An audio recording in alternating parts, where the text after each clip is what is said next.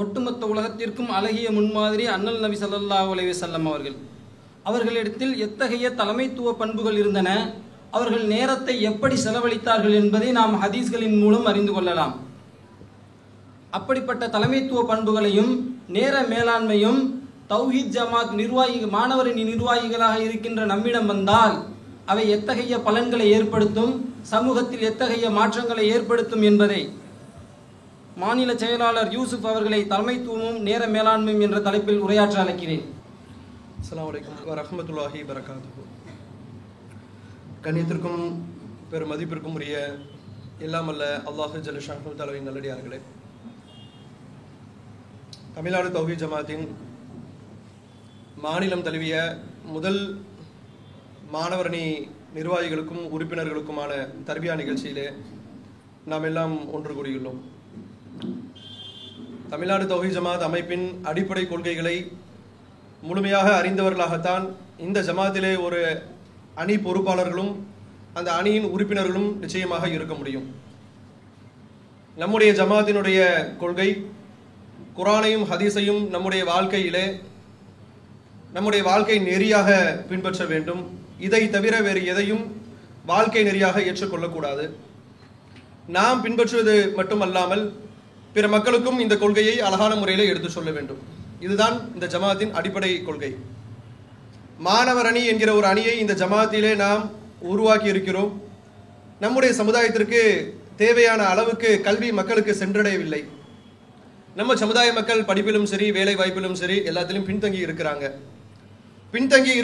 அரசாங்கமே எங்களுக்கு அதற்குண்டான மேம்பாட்டுக்கு உண்டான திட்டங்களை வகுத்து கொடு என்று கேட்கக்கூடிய அதே சூழலில் மேம்படுத்துவதற்கு இந்த சமூகத்தினுடைய பொறுப்பாளர்களாக இருக்கக்கூடிய இந்த ஜமாத் நாம என்ன செய்ய போகிறோம்? நேரடியாக பட்டி தொட்டிகளுக்கும் நகரத்தில் இருக்கக்கூடிய மக்களுக்கும் கீழ்த்தட்டு மக்களுக்கும் கல்வியை பெறுவதிலே மிக சிரமத்தில் உள்ள மக்களுக்கும் என்ன செய்வது என்று யோசித்து பார்த்துதான் ஒரு அணியை உருவாக்கி இந்த அணி மாணவர்களை ஒருங்கிணைக்கக்கூடிய ஒரு பணியையும், ஒருங்கிணைந்த மாணவர்களுக்கு இந்த கல்வி சரியான முறையில் சென்றடைவதற்கு அவர்களுக்கு அந்த மக்கள் கல்வியிலே மேம்படுவதற்கு உண்டான வழிவகைகளையும் அணியை உருவாக்கி அந்த அணியின் மூலமாக அந்தந்த பகுதி மக்களுக்கு ஒவ்வொரு பகுதியிலும் நமக்கு நம் ஜமாத்தினுடைய கிளை இருக்கிறது. அந்த கிளையிலே ஒரு அணியை உருவாக்கி அதன் மூலமாக மாணவர்களுக்கு உண்டான விழிப்புணர்வுகள், மாணவர்களுக்கு உண்டான உதவிகள், மாணவர்களுக்கு உண்டான திட்டங்கள், இந்த உலகத்தினுடைய கல்வி வேலைவாய்ப்பு தொடர்பான விஷயங்களை அவர்களுக்கு கொண்டு போய் சேர்ப்பிக்க வேண்டும் என்கிற ஒரு உன்னதமான நோக்கத்திலே இந்த அணியை நாம் உருவாக்கி இருக்கிறோம். அதே போன்று இந்த ஜமாத்தினுடைய மிக முக்கிய செயல் திட்டமாக இருக்கக்கூடிய அழைப்பு பணி, இந்த அழைப்பு பணிக்கும் மிகப்பெரிய ஒரு கேந்திரமாக, மிகப்பெரிய ஒரு கருவியாக இந்த மாணவர் அணி இப்பொழுது செயல்பட்டு கொண்டிருக்கிறது. தமிழ்நாடு தௌஹீத் ஜமாத்தினுடைய மாணவர் அணி சார்பாக ஒரு நிகழ்ச்சி நடத்தப்படக்கூடிய நேரத்தில் அது பொதுமக்களுக்கான கல்வி வழிகாட்டுதலாக இருந்தாலும் எங்களுக்கெல்லாம் வழிகாட்டியாக இருக்கக்கூடிய அல்லாஹுடைய தூதர் எங்களுக்கு எதை கற்றுக் கொடுத்தார்கள் என்கிற ஒரு செய்தியும் வந்து பங்கெடுக்கக்கூடிய மக்களுக்கு நம்ம சொல்றோம். அந்த மக்களுக்கு எங்களுக்கு கிடைத்திருக்கக்கூடிய இந்த திருக்குரான் என்பது எவ்வளவு பெரிய பாக்கியம் என்பதையும் அந்த மக்களுக்கு ஒரு சிறு செய்தியாக நம்ம சொல்கிறோம். சொல்லக்கூடிய நேரத்திலே இந்த மாணவர் அணி நிகழ்ச்சியில் நாம் ஏற்பாடு செய்கின்ற நிகழ்ச்சியிலே பங்கெடுக்கக்கூடிய பிற சமய மக்கள் கூட இஸ்லாம் என்றால் என்ன என்கிற ஒரு அறிமுகத்தை பெறுவதற்கு மிகப்பெரிய ஒரு வாய்ப்பாக நம்முடைய மாணவரணி நிகழ்ச்சிகளும் அமைந்து கொண்டிருக்கிறது. இது போன்ற தமிழ்நாடு தௌஹீத் ஜமாத்தினுடைய மிக முக்கிய அழைப்பு பணியை ஒரு பகுதியாக எடுத்துக்கொண்டு கல்விக்கான சேவைகளையும் ஒரு பக்கம் செய்து கொண்டு, இன்னொரு புறம் மாணவர்களுக்கு மத்தியிலே வெறும் கல்வியை மட்டும், படிப்பை மட்டும், நீ இப்படி படிச்சுட்டு இந்த மாதிரி வேலை வாய்ப்பை தேடிக்கொண்டு நீ நல்லா சம்பாதிச்சுக்க என்று மட்டும் சொல்லாமல், இந்த உலக சம்பாத்தியமும் உனக்கு வேண்டும், நீ நல்ல சாலிகான பிள்ளையாக இருந்து உன் பெற்றோர்களை பராமரித்து நல்ல வழியிலே நேர் வழியிலே நீ நடந்து மறுமையிலே நீ சம்பாதிக்கக்கூடிய சம்பாத்தியமும் வேணும் என்று இரண்டு விதமான சம்பாத்தியத்தை போதிக்கக்கூடிய ஒரு பணியை நாம் செய்யக்கூடிய நேரத்திலே நம்முடைய மக்களுக்கு, மாணவர் அணி பொறுப்பாளர்களுக்கு, மாணவர் அணியிலே அங்கம் வகிக்கக்கூடியவர்களுக்கு தர்பியத் என்பது ரொம்ப அவசியம் என்று நாம் கலந்து யோசித்துத்தான் ஒரு தர்பியாவை தொடக்கமாக மாநிலம் தழுவிய அளவுக்கு நாம் நடத்துவோம். நடத்தி அந்த மக்களுக்கு மிக அவசியமான செய்திகளை எடுத்து சொல்லுவோம். சொல்லக்கூடிய செய்திகள் அன்று நாம எதையெல்லாம் வெளிப்படுத்துறோமோ, இன்னைக்கு எதை நம்ம பிரசன்ட் பண்றோமோ இதுல உங்களுக்கு நிறைய நன்மைகள் கிடைக்கலாம். அல்லது இந்த நிகழ்ச்சியினுடைய உத்வேகம், இந்த நிகழ்ச்சியில உங்களுக்கு கிடைக்கின்ற பூஸ்ட், இது இன்ஷா அல்லாஹ் இனி வரக்கூடிய நாட்களில் உங்க பகுதிகளில் இந்த தர்பியாவுடைய அவசியத்தை அந்த பகுதியிலே பிராக்டிக்கலாக நடைமுறைப்படுத்தக்கூடிய அளவுக்கு நன்மைகளையும் பெற்றுத் தரலாம். இது போன்ற ஒரு நோக்கத்தோடு தான் இந்த நிகழ்ச்சியை நாம ஏற்பாடு செஞ்சிருக்கிறோம். இந்த நிகழ்ச்சியில எனக்கு 2 முக்கியமான செய்திகளை சொல்லியிருக்கிறாங்க. ஒன்று டைம் மேனேஜ்மெண்ட், நேர மேலாண்மை என்கிற ஒரு சப்ஜெக்டையும், அடுத்ததாக அட்மினிஸ்ட்ரேஷன் நிர்வாகம் செய்வதற்கு மிக முக்கிய அம்சமாக இருக்கக்கூடிய அதனுடைய காரியங்களையும், குறிப்பாக தலைமைத்துவத்துக்கு கீழே செயல்படக்கூடியவர்களுடைய பண்புகள் எப்படி இருந்தால் ஒரு அட்மினிஸ்ட்ரேஷன், ஒரு நிர்வாகத்தை நல்ல சீரான முறையில், எந்த நிர்வாகமாக இருந்தாலும் சரி, நாம சொல்லக்கூடிய இந்த செய்தி என்பது நம்முடைய மார்க்கம் நமக்கு அறிவுறுத்திய செய்திகளாக இருந்தாலும், இந்த அறிவுறுத்தப்பட்ட செய்திகள் என்பது நம்முடைய வாழ்க்கையில், நம்முடைய குடும்பத்தார் விஷயத்திலும், நாம் பழகக்கூடிய நண்பர்களுடைய விஷயத்திலும், நாம் பணி செய்யக்கூடிய வேலை, அந்த அலுவல் தொடர்பான விஷயங்களிலும், எல்லா இடங்களிலும், எல்லா சூழல்களிலும் நமக்கு கவர் ஆகக்கூடிய, எல்லா இடங்களிலும் ஒரு பங்களிப்பு செய்யக்கூடிய அம்சமாக இருப்பதினால், குறிப்பாக நம்முடைய மார்க்கம் இதை நமக்கு அறிவுறுத்தக்கூடிய காரணத்தினால் இதை நம்ம உங்களுக்கு மத்தியில் எடுத்து சொல்லும்படியாக என்னை படித்திருக்கிறார்கள். இதுல இந்த நேர மேலாண்மை என்பதை முதலாவதாக எடுத்துக்கொள்வதாக இருந்தால், இப்போ வந்திருக்கக்கூடிய மக்களுக்கு எல்லாரும் வெளியூர்ல இருந்தெல்லாம் கூட நிறைய பேர் வந்திருப்பீங்க. வெளியூர்ல இருந்து வந்திருக்கக்கூடியவங்க இந்த நேரத்தில் ஒரு 12 மணி நேரம் எப்படி இருக்கும் உங்களுக்கு, இதுக்கு பிறகு 1 மணி நேரம் உங்களுக்கு உணவு இடைவேளை கொடுப்பாங்க. உணவு இடைவேளைக்கு பிறகு உங்களுக்கு எப்படிப்பட்ட நிலைமை இருக்கும் என்பதெல்லாம் எங்களுக்கு நல்லா தெரியும். இப்போ ஒரு விதமான ஒரு சோர்வு, ஒரு விதமான அசதி, உள்ளூர்ல இங்கிருந்து இப்படி ஒரு அரை மணி நேரம் டிராவலில் வந்தவங்களுக்கு ஒன்றும் பெருசாக தெரியாது.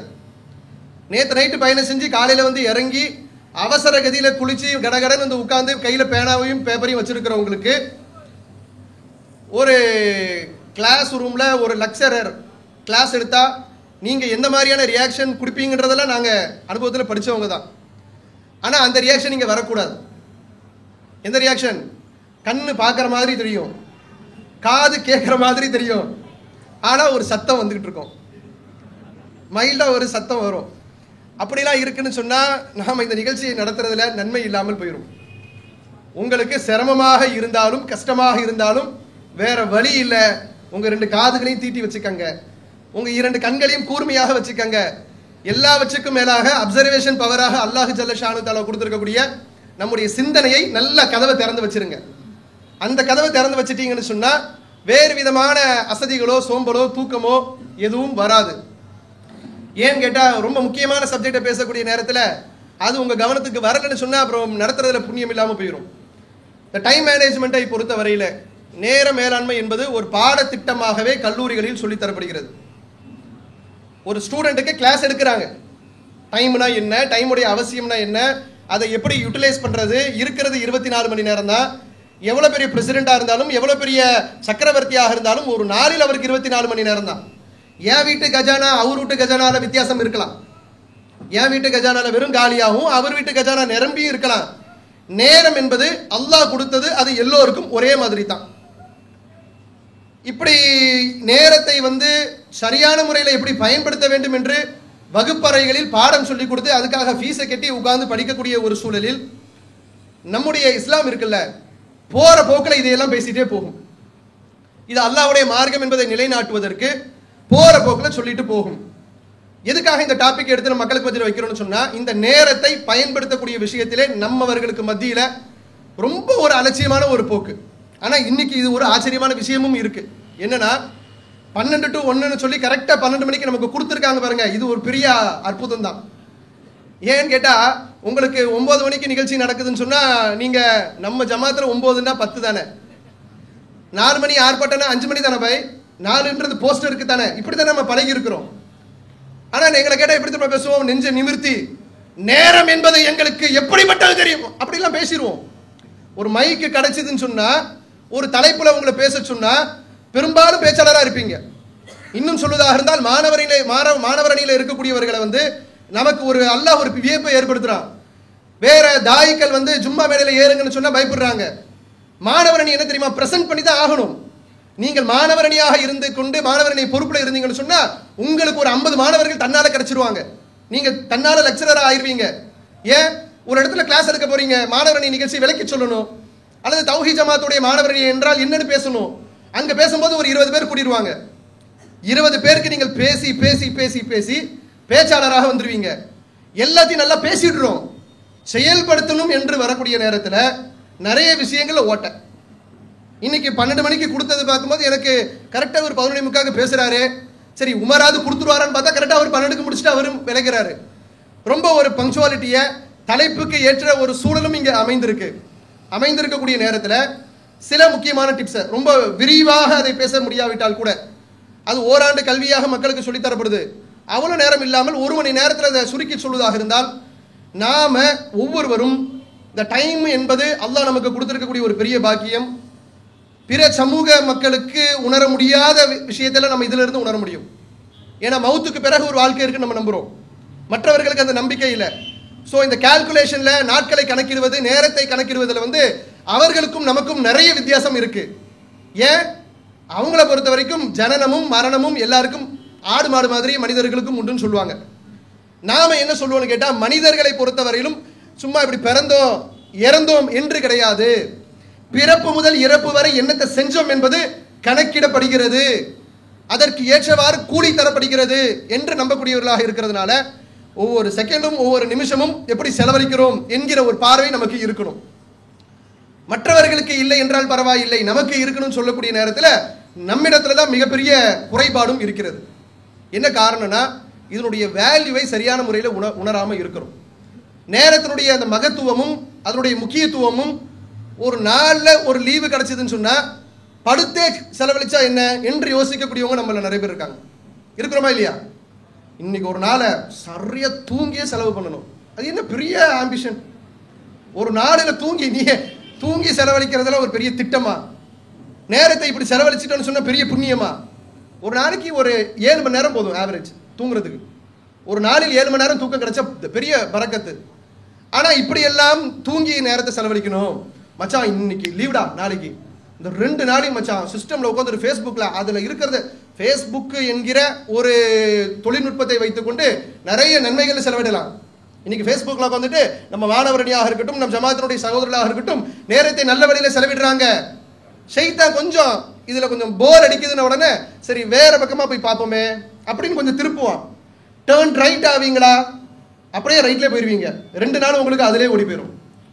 அப்ப விரயம் ஆகுது என்று நமக்கு தெரியல. ஒரு உழு செய்யக்கூடிய நேரத்துல குழாயில தண்ணி திறந்து விடப்பட்டு ஒருத்தர் வீணடிச்சிட்டு இருக்காரு, அல்லது ரொம்ப எக்ஸஸான தண்ணியை செலவு பண்ணிட்டு இருக்காரு, படபடமான அவ்வளவு தேவையில்லை, 4-5 பேர் செய்யக்கூடிய தண்ணியை செலவழிச்சிட்டு இருக்காரு. பார்த்த உடனே நமக்கு ஒரு உணர்வு சொல்லும், ஏங்க அப்படி தண்ணியை வீணாக்கிட்டு இருக்கீங்க, குறைச்சி பயன்படுத்துங்க அப்படின்னு சொல்லுவோம். இயல்பா சொல்லுவோமா சொல்ல மாட்டோமா? வேற விரயம் நடக்கக்கூடிய ஏதாவது ஒரு காட்சியை பார்க்குறீங்க, பார்த்த உடனே உங்களுக்கு சொல்ல தோணும், ஒரு தீமை நடக்கிற மாதிரி இருக்கு, தஅமுருன பில் மஅரூஃப் வ தன்ஹவுன அனில் முன்கர், ஒரு தீமையை கண்டிக்கணும், இப்படி விரயம் செய்யாதீங்க அப்படின்னு சொல்லுவீங்க. ஆனா நமக்கு நாமே நேரத்தை வீணடிச்சிட்டு இருப்போம், நமக்கு சொல்றதுக்கு யாரும் இருக்க மாட்டாங்க. நீங்க உழு செய்யும் போது பெர்ஃபெக்டா இருப்பீங்க, உண்ணும் போது பெர்ஃபெக்டா இருப்பீங்க, ஒரு பருக்க சிந்தாது, விரயமாகாது, செலவழிக்கக்கூடிய நேரத்தில் கரெக்டா இருப்பீங்க. உங்களுக்கு ஒரு மாசம் 20,000 சம்பளம் சொன்னா 20,000 ரூபாய்க்கு என்ன பட்ஜெட், இந்த மாசத்துக்கு எப்படி செலவு செய்வது? பெரும்பாலும் மாணவரணியில் இருக்கக்கூடியவர்கள் குடும்ப பொறுப்பை சுமந்திருக்க மாட்டீங்க. இருந்தாலும் பேக்கெட் பண்ணி கொடுத்தா அதை எப்படி செலவழிக்கணும் உங்களுக்கு தெரியும்ல. பாப்பா உங்களுக்கு வாரம் 100 ரூபா கொடுத்தாங்கன்னா 100 7 எப்படி டிவைட் பண்றது, 7 டிவைட் பண்ணி எப்படி செலவு செய்யறது, இப்படி யோசிக்கக்கூடிய மாணவர்களும் இருக்கிறாங்க. 100 பத்தாது, வாப்பா பரிசுல இருந்து இல்லீகலா ஒரு 200 எடுத்தா 300 வச்சு எப்படி 7 நாளைக்கு செலவு பண்றது, இப்படி யோசிக்கிறவங்களும் இருக்கிறாங்க. நம்ம லீகல மட்டும் பேசுவோம், அதுல கரெக்டா இருப்போம். ஆனா டைம் என்கிற விஷயத்துல என்ன ஓடிக்கிட்டு இருக்கு, எப்படி ஓடிக்கிட்டு இருக்கு, ஏன் வேஸ்ட் பண்ணிக்கிட்டு இருக்கோம், அது என்னுடைய ஆயுட்காலத்தில் குறைஞ்சிக்கிட்டு இருக்கேன்றது தெரியாது. பர்த்டேக்கு செலிப்ரேஷன், 59வது வயதில் காலடி எடுத்து வைக்கும் எங்கள் அண்ணன் போஸ்டர் ஓட்டினா பளிச்சுன்னு சிரிச்சுட்டு போட்டோல போஸ்ட் கொடுக்குறான். மூதேவி நீ சிரிக்க கூடாது, அழுவணும். ஏன்? உனக்கு 62 வயசுன்னு சொன்னா இன்னும் 3 வருஷம் தான். இது கவலைப்படுற மேட்டரா சிரிக்கிற மேட்டரா? அவனுக்கு அது சந்தோஷத்தை ஏற்படுத்துது. ஒரு நாள் போகும்போது பிறந்த நாள் கொண்டாட்டம் என்ன பாடுன்னா, பிறந்த நாள் கொண்டாட்டத்துக்கு போஸ்டர் அடிக்கிறதுக்குன்னே சில தலைவர்கள், அவங்கள நீங்க வேற எந்த நிகழ்ச்சியும் பார்க்க முடியாது. சென்னையில பார்க்கலாம், அடிக்கடி பார்க்கலாம். ஒரு சில தலைவர்கள் பேரை சொல்ல தேவையில்லை, அரசியலுக்காக நம்ம கூடல. அவர் பிறந்த நாளைக்கு மட்டும்தான் மக்களுக்கு பளிச்சுன்னு தெரிவார். அந்த பிறந்த நாள் முடிஞ்சு போச்சுன்னு சொன்னா ஒரு கவலை அவருக்கு. அடுத்த பிறந்த நாளுக்கு இன்னும் 365 நாள் இருக்கே என்ற கவலை.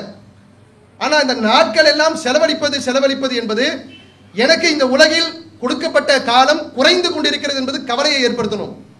நாம ஒரு நாள்ல நமக்கு ஒரு அரை நாள் செலவானாலும் சரி, 1 மணி நேரம் செலவானாலும் சரி, விரயமானால் அதனுடைய இம்பார்ட்டன்ஸை நம்ம உணரலன்னு அர்த்தம். இம்பார்ட்டன்ஸை உணராத ஒருத்தர் நிச்சயமாக அதுக்கு முக்கியத்துவம் கொடுக்க மாட்டார். இம்பார்ட்டன்ஸ் எப்படி உணர்றது?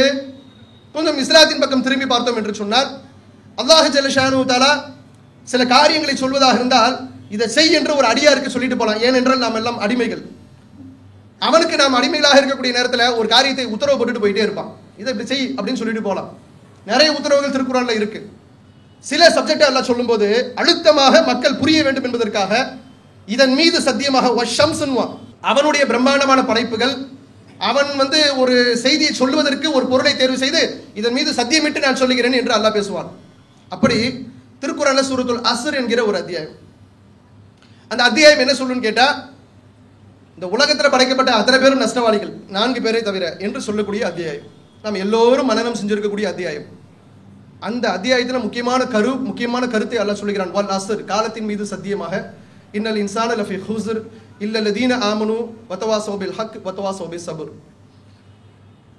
காலத்தின் மீது சத்தியமிட்டு சொல்லுகிறேன், மக்கள் மனித குலம் முழுவதுமாக நஷ்டத்திலே இருக்கிறார்கள். படைக்கப்பட்ட மனித குலம் நஷ்டத்திலே இருக்கிறது.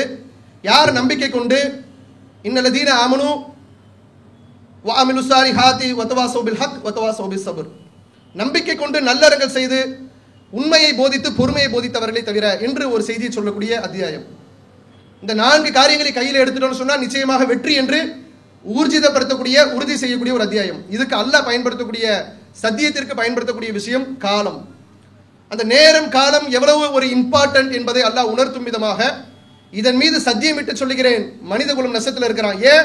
அதனுடைய வேல்யூ தெரியாம அதை இழந்துகிட்டு இருக்கான். நேரத்தை அவன் கணக்கிட தெரியாமல், அதை பயன்படுத்த தெரியாமல் இழந்து கொண்டிருக்கிறான் என்று சொல்லி இதனுடைய முக்கியத்துவத்தை உணர்த்தும் விதமாக இதன் மீது சத்தியமிட்டு அல்லாஹ் சொல்லுகிற வசனத்தை பார்க்கிறோம். அதே மாதிரி சூரத்துல் அல் மூமினூன் என்கிற அத்தியாயத்தில் அல்லாஹ் சொல்லுகிற பொழுது 23வது அத்தியாயத்தில் அல்லாஹ் சொல்லக்கூடிய நேரத்தில் ஒரு செய்தியை சொல்லுகிறான். மனிதன் இந்த உலகத்தில் அவனுக்கு கொடுத்த அவகாசம், நேரத்தை விரயமாக்கிட்டான், வேஸ்ட் பண்ணிட்டே மறுமையில் அல்லாஹ்வை போய் சந்திக்கிறான். சந்திக்கக்கூடிய நேரத்தில் இப்படி தொலைத்தவன் மேல மறுமையில் அல்லாஹ்ட்ட எப்படி கேட்பான்னா, இன்னும் ஒரு சந்தர்ப்பம் கூட அல்லாஹ் நான் இப்ப பெர்ஃபெக்ட்டா நிக்கிறேன்னு சொல்லுவான். குர்ஆன்ல நிறைய வசனங்களை நீங்க பார்க்கலாம். எனக்கு கொடுத்த ஒரு ஆப்பர்ச்சுனிட்டியை நான் இழந்துட்டேன், ஆனா இப்ப நான் பார்த்துட்டேன், இந்த இருக்க சொர்க்கம் நரகம் நீ எல்லாம் விசாரணை எல்லாம் உண்டு, உண்மை நம்புறேன், எனக்கு இப்போ ஒரு மறு அவகாசம் கிடைத்தது என்று சொன்னால் நான் இந்த சந்தர்ப்பத்தை சரியாக பயன்படுத்திக் கொள்வேன், எனக்கு ஒரு அவகாசம் கொடு என்று கேட்பான். இதே மாதிரி ஒரு உரையாடல் நரகவாசிக்கும் அல்லாஹ் அவனுக்கு பதில் சொல்லும் விதமாக ஒரு செய்தி இருக்கும்.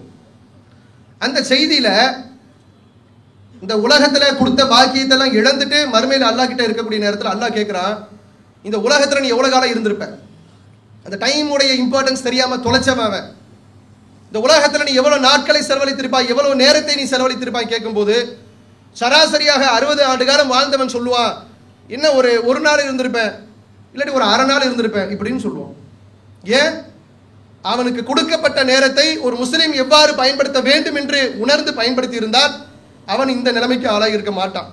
நேரத்தினுடைய முக்கியத்துவத்தை உணராத ஒருவன் மறுமையில் அல்லாஹ்வை சந்திக்கக்கூடிய நேரத்தில் நேரத்தை தொலைத்து விட்டு நஷ்டவாளியாகி, அந்த நஷ்டவாளி பதில் சொல்லுவான், சும்மா ஒரு நாள் இருந்திருப்பேன், ஒரு 24 மணி நேரத்தை செலவழிச்சிருப்பேன், ஒரு 12 மணி நேரத்தை செலவழிச்சிருப்பேன், இதை விட அதிக நாட்கள் வாழ்ந்ததாக எனக்கு தெரியல என்று சொல்லும் அளவிற்கு இதனுடைய முக்கியத்துவத்தை உணராமல் ஒருவன் விரயம் செய்வானேயானால் இந்த நிலைக்கு தள்ளப்படுவான் என்று சொன்னால் ஒரு முஸ்லிம், அது மாணவர் அணியாக இருக்கட்டும் அல்லது அதைவிட வேற எந்த அணியாக இருக்கட்டும், ஒரு முஸ்லிம் என்று சொன்னால் வேற அமைப்பை சேர்ந்தவனாக இருந்தாலும் சரி, அவனுக்கும் இதான் நிலை. இறை நம்பிக்கை கொண்டு விட்டு நேரத்தினுடைய முக்கியத்துவம் இஸ்லாத்திலே இவ்வளவு சொல்லப்பட்டிருக்கக்கூடிய நேரத்தில் அதுல அலட்சியம் காட்டக்கூடியவர்களாக இருந்தால் நாம் நிச்சயமாக நஷ்டவாளிகள் தான். அப்ப இந்த செய்தியும் நமக்கு சொல்லக்கூடியது என்னவென்றால், இந்த வசனம் நமக்கு சொல்லக்கூடிய செய்தி, நேரத்தை விரயம் செய்தவன் நாளை மறுமையில அற்பமான நாட்களை சொல்லுவான், அல்லாஹ் கொடுத்ததை சொல்ல மாட்டான். ஏன்னா அவன் அதைத்தான் இவ்வளவு ஒரு நாள் தான் வாழ்ந்ததாக அவன் உணர்றான், மற்ற நாளெல்லாம் விரயம் அடிச்சிட்டான், வீணாக்கிட்டான், பயன்படுத்தல. அதனுடைய முக்கியத்துவம் தெரியாமல் அவன் தொலைத்து அந்த இடத்துல நஷ்டவாளியாக நிற்கிறான். இந்த நஷ்டவாளியினுடைய செய்தியை அல்லாஹ் சொல்லக்கூடிய இந்த வசனத்தை கூர்ந்து கவனித்து பார்த்தோம் என்று சொன்னால், நேரத்தை சரியாக பயன்படுத்திக் கொள்ளுங்கள். ஒரு மனிதனுக்கு என்ன ஆயுட்காலம் என்பது தெரியாது. நான் எத்தனை நாட்கள் இருப்பேன்னு எனக்கு தெரியாது. இதான் யதார்த்தம். நம்ம எல்லாருக்கும் ஃபிக்ஸ் பண்ணிட்டாங்க. எப்படி பிறந்த தேதி நமக்கு தெரியுமோ அதே போன்று இறப்பும் தெரியும் என்று சொன்னால், இன்னும் எனக்கு 30 வருஷம் சர்வீஸ் இருக்குன்னு சொல்லிக்கலாம். எனக்கு இன்னும் 30 வருஷம் இருக்கு, நான் இன்னும் சம்பாதிப்பதற்கு நாட்கள் இருக்கு என்று சொல்லிக்கொள்ள முடியும். தெரியாதவர்கள் என்ன செய்ய முடியும்? இப்படிதான் வந்தாரு, தொழுதாரு, இப்படிதான் வந்து படுத்தாரு, விசுன்னு போயிடுச்சு, ரூஹு போயிருச்சு, தூக்கத்திலே போயிருச்சு. எவ்வளவு பேரை கேட்கிறோம், பார்க்கிறோம். இதுதான் மனிதனுடைய யதார்த்த நிலை எனும் பொழுது, நேரத்தினுடைய முக்கியத்துவம் என்கிற விஷயத்துல குறிப்பாக மறுமை வாழ்க்கையின் மீது ஒரு பிடிமானம் கொண்டவர்கள், அல்லாஹ் நாளை இந்த நாட்கள் குறித்து விசாரிப்பான், நேரம் குறித்து விசாரிப்பான் என்று நம்பக்கூடிய நாம் நேரத்தை சரியான முறையிலே பயன்படுத்த வேண்டும். அதனுடைய முக்கியத்துவத்தை முதலிலே உணர வேண்டும். இந்த இம்பார்ட்டன்ஸ், இந்த டைம் மேனேஜ்மெண்ட்ல முக்கியம் என்னன்னு கேட்டா, இந்த டைம் என்பது எவ்வளவு இம்பார்ட்டன்ட் என்பதை உணரணும், முக்கியத்துவம் என்பதை உணர வேண்டும். இரண்டாவது என்னன்னா, நேரத்தை திட்டமிடுதல். இதுல தான் எல்லாரும் கோட்டை விடுவோம். எல்லாருக்கும் நல்ல வசதியான நேரம் இருக்கு. ஒரு நாளில் செலவிடுவதற்கு படிக்கக்கூடிய மாணவர்கள் என்றால், காலையில உங்களுடைய தொழுகையை முடிச்சுட்டு அதுக்கு பிறகு நீங்க கல்லூரிக்கோ பள்ளிக்கூடத்துக்கோ தயாராகி போயிருவீங்க. கிளாஸ் ரூம் என்பது ஃபிக்ஸட். அந்த டைம்ல எதுவுமே நீங்க ஆல்டர் பண்ண முடியாது. சொந்தமா நீங்க எதுவும் பிளான் பண்ண முடியாது. படிக்கக்கூடியவர்களாக இருந்தால் அது உங்களுக்கு ஒதுக்கப்பட்ட நேரம், அது வந்து ரிசர்வ்டு, ஒண்ணுமே செய்ய முடியாது. அதை விட்டு வந்துடுறீங்கல்ல, அங்கதான் பிளானிங்ல கோட்டை விட்டுருவீங்க.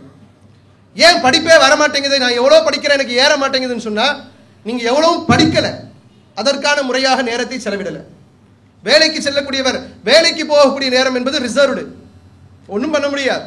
வேலைக்கு போயிட்டு வந்த பிறகு இருக்கிற நேரத்தை எவ்வாறு மேனேஜ் பண்றது, இதை எவ்வாறு வந்து கிளாசிஃபை பண்றது, என்னென்ன வேலைகளுக்கு என்னென்ன மாதிரி நான் பயன்படுத்த வேண்டும் என்று ஒரு திட்டமிடுதல், ஒரு பிளானிங், இது என்பது மிக மிக அவசியமான ஒன்றாக இருக்கிறது. இந்த பிளானிங், திட்டமிடுதல் என்பதை கூட முஸ்லிம்களுக்கு கிளாஸ் எடுத்து சொல்ல வேண்டிய அவசியம் கிடையாது. 5 நேர தொழுகை என்னவென்று கேட்டால், 5 நேர தொழுகை ஒவ்வொரு நாட்களும் சக்கரமாக சுத்தி கொண்டிருக்கிறது. அல்லாஹ் ஜல்ல ஷானு தஆலா ஃபஜரை இதுல இருந்து இதுக்குள்ள நீ தொழுதுக்க, லுஹரை இதுல இருந்து இதுக்குள்ள நீ தொழுதுக்க, அசரா இதுல இருந்து இது, மஹரிப்னா இதுல இருந்து இது, இஷா வென்றால் இதுல இருந்து இது, இப்படி ஒரு நாட்களில் 5 நேர தொழுகை தொழுவதற்கு அழகான ஒரு சிஸ்டம். பிளானிங் பண்றதுக்கு தனியா போய் படிக்க தேவையில்லை. இபாதத்தோடு ஒன்றிணைந்து இருந்தால் இந்த டைமோட இம்பார்ட்டன்ட், இந்த டைமுடைய அந்த பெர்ஃபெக்ஷன், பிளானிங், இதெல்லாம் தன்னால நமக்கு வந்துடும்.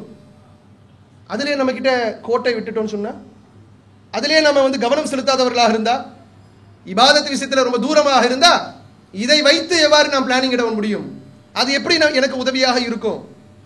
அப்ப தொழுகை என்கிற இபாதத்தை எடுத்துக்கொண்டாலும், நோன்பை எடுத்துக்கொண்டாலும், நோன்பு என்பது நாட்களை தீர்மானிப்பதற்கு இப்படி ஒரு அல்லாஹ் வந்து சந்திரனை வச்சு அதனுடைய முதல் பிறையை பார்க்க வைத்து அந்த ஒரு மாதம் முழுக்க நோன்பை நமக்கு கடமையாக்கி, அந்த நோன்பினுடைய நேரமும் எப்போ ஸ்டார்டிங் டைம், எப்போ எண்டிங் டைம், எப்போ தொடங்கும் எப்போ முடியும், அதற்கென்று ஒரு நேரம், எல்லாமே திட்டமிடுதல் தான். இந்த மார்க்கத்தை எடுத்துக்கொண்டால் ஹஜ்ஜாக இருந்தாலும் சரி, ஒரு குறிப்பிட்ட மாதத்திலே, ஒரு குறிப்பிட்ட நாட்களிலே, ஒரு குறிப்பிட்ட கடமைகளை செய்து அந்த இபாதத்தை பூர்த்தி செய்யணும். அப்ப இபாதத்து விஷயத்தில், வணக்க விஷயத்துல எனக்கு கடவுளை பிடிக்குது, நான் நினைச்ச நேரத்துல துதிக்கிறேன் என்று இல்லாமல் ஒவ்வொன்றையும் பிரித்து கொடுத்து, இந்த நேரத்தில் இதை செய், உபரியாக நீ நினைக்கக்கூடிய காரியங்களை செஞ்சுக்க, ஆப்ளிகேஷன், கடமை என்று சொன்னால் கடமையை செய்வதற்கு இந்த முறைகளை கையாள வேண்டும் என்று நமக்கு நம்முடைய மார்க்கம் சொல்லி தந்திருக்கக்கூடிய நேரத்தில் நேரத்தை திட்டமிடுதல் என்கிற விஷயத்திற்கு தனியாக நாம கிளாஸ் எடுக்க வேண்டிய அவசியம் கிடையாது.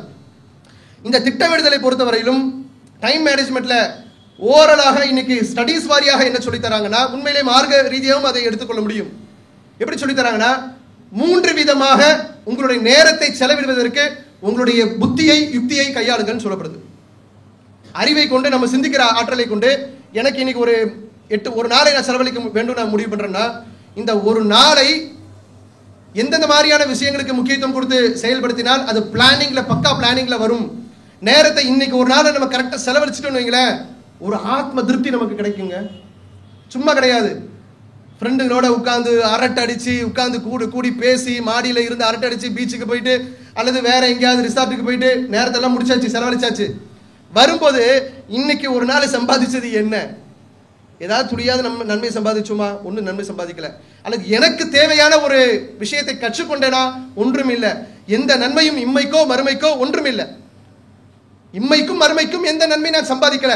அந்த நாளை முடிக்கும் போது, செலவழிச்சு முடிக்கக்கூடிய நேரத்தில் ஒரு விதமான உறுத்தல் உண்மையான மூமினுக்கு ஏற்படும். போயிடுச்சே ஒரு நாளை, ஒன்றும் பிடிக்க முடியலையே, எனக்கு ஒரு நன்மையை செய்யும் விதமாக இந்த நாளை என்னால் பயன்படுத்த முடியலை என்கிற ஒரு உறுத்தலாவது ஒரு மூமினுடைய உள்ளத்துல வரணும். அதே சமயத்தில் அந்த நாளை நீங்கள் திட்டமிட்டு சரியான முறையில், இன்னைக்கு இந்த சப்ஜெக்டை நான் ஒரு ரிவைஸ் பண்ணி பார்த்தேன், இன்னைக்கு நன்மைக்குரிய காரியமாக இன்னைக்கு ஜமாத்துடைய இந்த பணிகளில் போய் நான் கலந்துக்கிட்டேன், அது சம்பாத்தியம், த பெனிஃபிட், அது ரிகார்டிங் உலகமாக இருக்கலாம், மறுமையாக இருக்கலாம், ஏதோ ஒன்றுக்காக சம்பாதிக்கக்கூடிய நேரத்தில் ஒரு ஆத்ம திருப்தி, இன்னைக்கு உள்ள நாள் எனக்கு சரியான முறையில் செலவழிக்கப்பட்டுள்ளது என்பது ஒரு ஆத்ம திருப்தியை நமக்கு ஏற்படுத்தும். அந்த திருப்தியை பெற வேண்டும் என்று சொன்னால் பிளானிங் ரொம்ப கச்சிதமாக இருக்கணும். அந்த திட்டமிடுதல்ல முதன்மையாக சொல்லக்கூடியது என்னன்னு கேட்டா, எமர்ஜென்சி ஒர்க், ரொம்ப துரிதமாக உடனடியாக செய்ய வேண்டிய வேலைகள், சில வேலைகள் இருக்கும். வேலைகளை பிரிக்கக்கூடிய நேரத்தில் உங்க வீட்டு வேலைகளாக கூட இருக்கலாம், உங்களுடைய ப்ரொஃபஷனலாகவும் இருக்கலாம், நீங்க படிக்கக்கூடிய படிப்பு உங்களுடைய வேலை தொடர்பாக அலுவல் தொடர்பானதாகவும் இருக்கலாம். அதை தாண்டி என் மூச்சு என் உடலில் நின்ற பிறகு நாளை சம்பாத்தியம் ஒன்று இருக்குல்ல, அந்த சம்பாத்தியம் தொடர்பாகவும் இருக்கலாம். இது எல்லாமே என்னன்னு கேட்டா பேஸ்ட் ஆன் பெனிஃபிட். எனக்கு ஒரு அட்வான்டேஜ், எனக்கு ஒரு ஒன்றை அடைவதற்காக, ஒரு நன்மையை பெறுவதற்காக, அது உலகத்தினுடைய நன்மையாக இருந்தாலும் சரி, மறுமையினுடைய நன்மையாக இருந்தாலும் சரி, ஏதோ ஒரு நன்மை, குடும்பத்துக்காக உழைத்தோம், இன்று பாடுபட்டோம், சம்பாதித்தோம், கையில காசை வாங்கக்கூடிய நேரத்தில் இது என் மனைவி பிள்ளைகளுக்கு பயன்படும், என் குடும்பத்தில் பசியை போக்க பயன்படும் என்பது பெனிஃபிட். அந்த ஒரு நாளை அல்லாஹ்வுக்காக செலவழிச்சிட்டீங்க, மார்க்க பணிக்காக செலவழிச்சிட்டீங்க, ஒரு கிராமப்புற தாவா, ஏழை எளிய மக்களை போய் சந்தித்து ஒரு இணை வைப்பு காரியத்தில் இருந்தவனுடைய கையில் இருந்த ஒரு கயிறையோ அவனுடைய தர்கா நம்பிக்கையோ கலட்டி போட்டுட்டு வந்துட்டீங்க. அல்ஹம்துலில்லாஹ், இன்னைக்கு அல்லாஹ் ஒரு பெரிய நன்மை செய்கிற பாக்கியத்தை கொடுத்தான். இது ஒரு பெனிஃபிட். எதுக்காக செலவழிச்சேன்னு சொன்னா பிரயோஜனம் சொல்லலாம். ஒன்னுத்துக்கும் பலன் பெறாத, ஒன்னுக்கும் பயன் பெறாத காரியத்தை செஞ்சோம்னா அதுல எந்த பெனிஃபிட்டும் இல்லை, விரயம் என்று தான் சொல்லணும், வேஸ்ட் ஆஃப் டைம் என்று தான் சொல்லணும். அப்ப என்ன சொல்றாங்கன்னா பிளானிங்ல முதல் காரியமாக எமர்ஜென்சி என்று வரக்கூடிய, அகார்டிங் டு எமர்ஜென்சி, உங்கள் வேலைகளை திட்டமிடக்கூடிய நேரத்தில் இப்ப செஞ்சாகணும், இதை காலம் தாழ்த்த முடியாது. காலம் தாழ்த்த முடியாது என்கிற காரியங்கள் நம்ம அறிவு சொல்லும்ல, இது தள்ளி போடுற விஷயம் இல்லை. அது உங்க முடியாத உம்மா, பாப்பா இந்த கடையில் போய் வாங்கிட்டு வந்து கொடு, அடுப்பை ஏத்திட்டேன் என்று சொல்லும்போது ஓடி போயிட்டு வந்து நிக்கிறீங்கல்ல, இது செஞ்சு பாருங்களேன், ஒரு திருப்தி ஏற்படும். போமா லீவு நாளில் கூட என்ன போட்டு வேலை வாங்கிட்டு, நீ போ, போட்டுட்டு போ, செப்பலை போட்டுட்டு போ என்று சொல்லிட்டு அவன் பாட்டு போவான். சில பிள்ளைங்க அப்படி இருக்கு. இது உம்மாவுக்கு ஒரு சின்ன ஒரு உதவி செய்வோமே, முடியாதவங்க அவ்வளவு தூரம் போயிட்டு வரணும் நம்ம அப்படின்றதுக்குள்ள ஓடி போயிட்டு வந்துடுவோம், தோணாது. அந்த நேரம் என்பது அந்த நேரத்தில் கணக்கிட மாட்டோம், நம்ம கணக்கிட பழகிக்கணும். அப்படி செய்யக்கூடிய நேரத்தில் எமர்ஜென்சி வேலைகள் உடனே செய்யணும். ஒரு ரத்த தானம் அவசியம், அவசரமா போன வரும், டக்குனு ஒரு ஹாஸ்பிட்டலுக்கு 5 யூனிட் பிளட் வேணும், இந்த வேலை நான் ரிசீவ் பண்ணிட்டேன், எனக்கு வந்துருச்சு தகவல், நான் என்ன செய்யணும், அதை எனக்கு செய்ய முடியும் என்று சொன்னால் இது நான் உடனே உங்களுக்கு ஏற்பாடு பண்றேன், உங்களுக்கு கான்டாக்ட் பண்றேன், இப்படி சொல்லலாம். இது என்னுடைய டியூட்டியில் எனக்கு அந்த நாலேஜ் இல்லை, அது செய்வதற்கு தனி பொறுப்பாளர் இருக்காங்கன்னா ஒரு நிமிஷம், அது நான் பொறுப்பாளர் இல்லை, இந்த நம்பரை தொடர்பு கொள்ளுங்க, நானும் அவர்கிட்ட பேசுறேன் அப்படின்னு நீங்க கன்வே பண்ணி விட்டுடலாம். எந்த ஹாஸ்பிட்டல் 5 யூனிட்டா, சரிங்க ஜி நான் பார்க்குறேன், கட் பண்ணி வச்சுட்டோம். எதை பார்ப்போம், நம்ம வேலைகளை பார்த்துக்கிட்டு இருப்போம். அந்த ஃபோன் விஷயம் அடுத்த 2 நிமிஷத்தில் மறந்து போயிடும். எமர்ஜென்சி, உயிருக்காக ஒருத்தன் படுத்து கிடக்கிறான், அவனுக்கு 5 யூனிட் அங்கே ஏற்றி ஆகணும், ஃபோன் பண்ணுவேன் நினைப்பா. தௌஹீத் ஜமாத்துக்கு சொல்லிட்டோம், நாங்கள் இந்த சமுதாயத்திற்காக ரத்தத்தை சிந்தியவர்கள் என்று மேடையில் நிறைய பேசியிருக்கிறாங்க, 5 யூனிட் ரத்தத்தை சிந்த மாட்டார்களா, வந்துடுவாங்க, நம்புவாங்க. நீங்க தான் மறந்துட்டீங்களே. அது பிறகு சாயங்காலம் ஐயோ ஒருத்தர் பிளட்டுக்கு ஃபோன் பண்ணாருன்னு டக்குன்னு லாகை ஓப்பன் பண்ணி ரிசீவ்டு காலில் போயிட்டு ஜி அது என்னாச்சு அப்படின்னு உடனே இந்த இப்போ தான் ஜனாசா வாங்கிட்டு இருக்கோம் ஆஸ்பத்திரியில் அப்படின்னு சொல்லுவான். உங்களால் தாங்க முடியுமா? முடியாது. எமர்ஜென்சி என்பது உயிர் பிரச்சனையில் மட்டுமில்லை, பல பிரச்சனைகள் வரும். அப்போ வேலைகளை செய்யக்கூடிய நேரத்தில், உங்களுடைய நேரத்தை செலவழிக்கக்கூடிய நேரத்தில் நிறைய பெண்டிங் வச்சிருப்பீங்க. யாரா இருந்தாலும் சரி, உங்களுக்கு சொல்லப்பட்ட வேலைகளில் நிறைய வேலைகள் பெண்டிங்ல இருக்கும். எது எல்லாம் எமர்ஜென்சி கேட்டகரியில் இருக்கோ, அவசர வேலைகளாக இருக்கோ, அதுக்கு உங்களுடைய நேரத்தை செலவழிங்க. அவசரம் என்று நீங்கள் சுமக்கக்கூடிய வேலைகள் அத்தனையுமே உங்களுக்கு கடமையானதாக இருக்கும், இம்மை மறுமைக்கு நன்மை தரக்கூடியதாக இருக்கும். இரண்டாவதாக எடுப்பதாக இருந்தால் இம்பார்ட்டன்ட், ரொம்ப முக்கியத்துவம் வாய்ந்தது. ஆனால் உடனே அவசர கதியில செய்யணும்னு அவசியம் இல்லை. ஒரு மாசம் கழிச்சு உள்ள ப்ராஜெக்டாக இருக்கலாம். இப்ப அடுத்த செகண்ட் அதுக்காக செய்யணும்ன்ற அவசியம் இல்லை. ஆனால் ஒரு மாசம் இருக்கு என்று சும்மா இருந்துட முடியாது. இப்பொழுதே அந்த வேலைகளை நகர்த்த வேண்டும்.